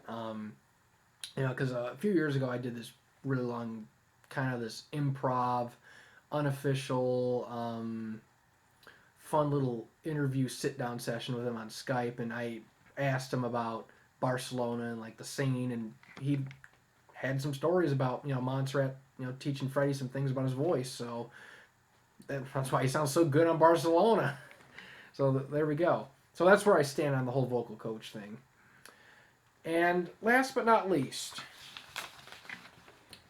we have the last person to do questions with, and I'm almost at 3.5 hours here, so hopefully I can get through this without killing my last remnants of my voice here.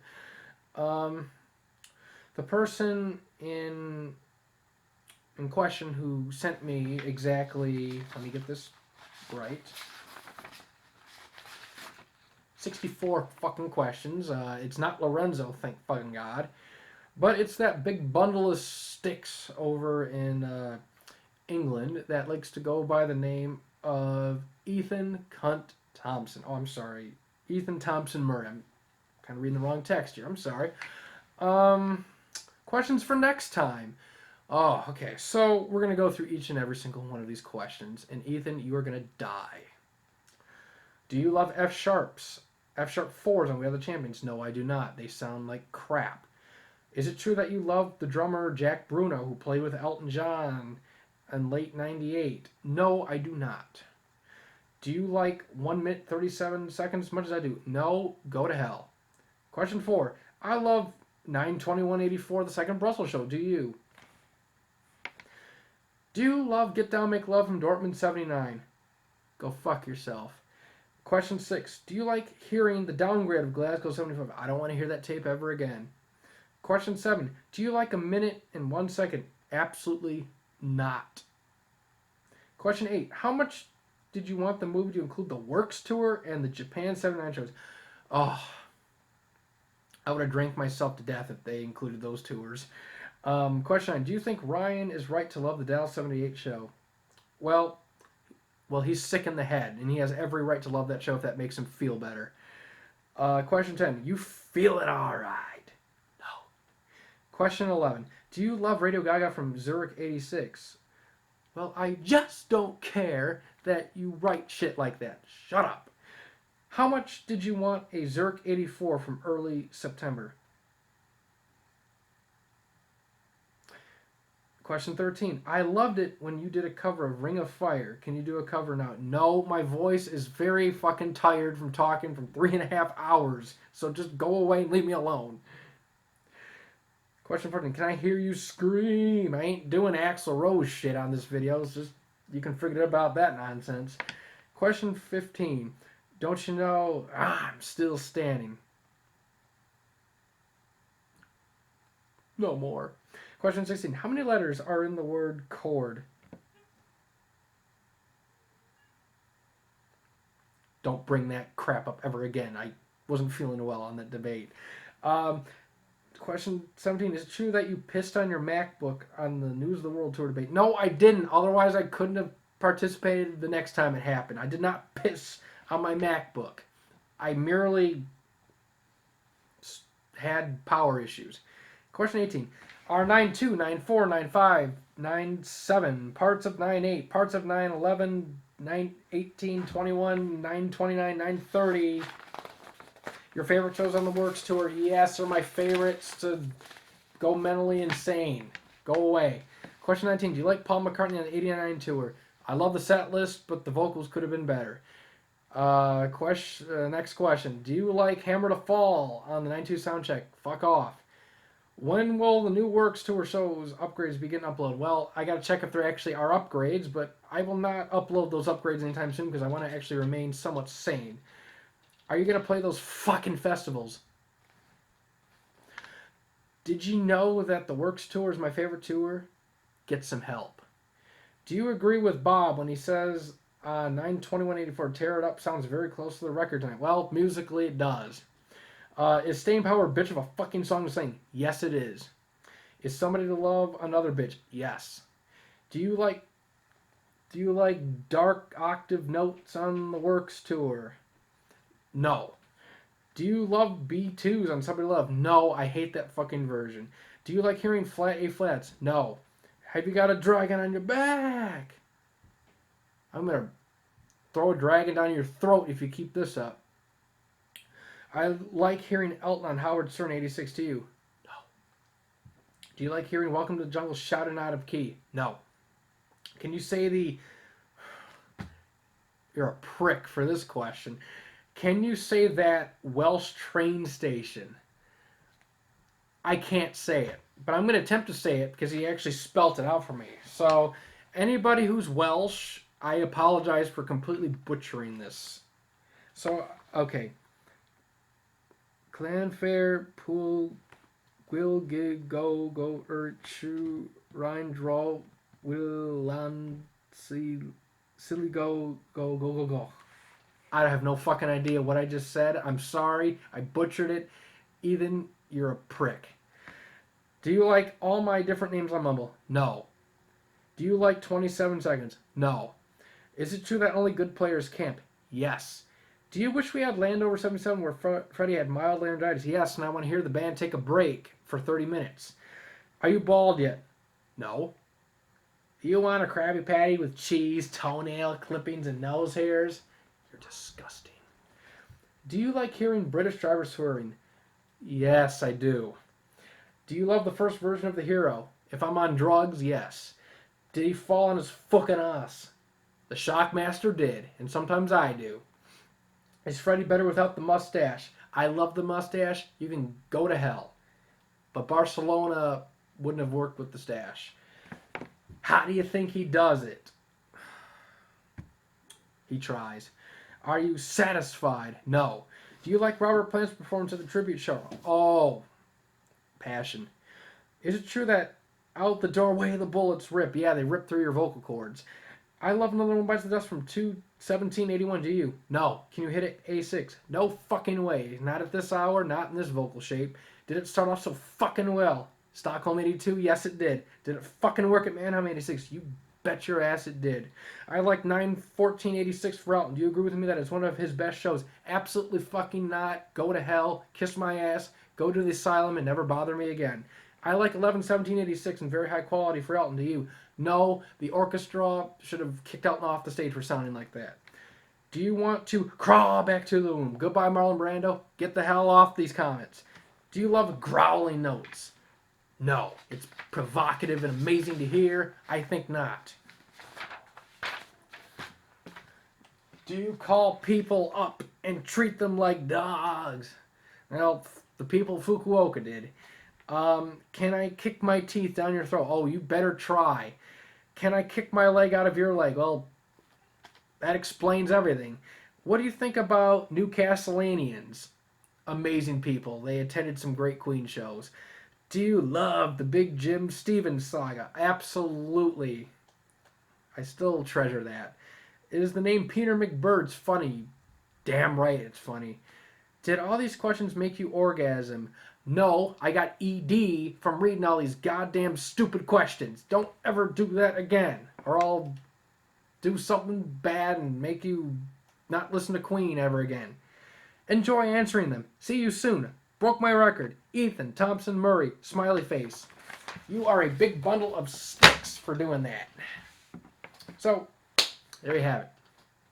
I sat here for over 3.5 hours with almost 300 questions, blowing my voice out right now. It hurts to talk. I sound hoarse, very raspy, and my mood has been altered because of everything. So before I explode and potentially hurt myself, I will see you all in the very near future. After this vlog goes up on YouTube, I will be returning to the regularly scheduled program of uploading shows. Have a nice day, everybody, or a nice night, depending on where you are in the globe.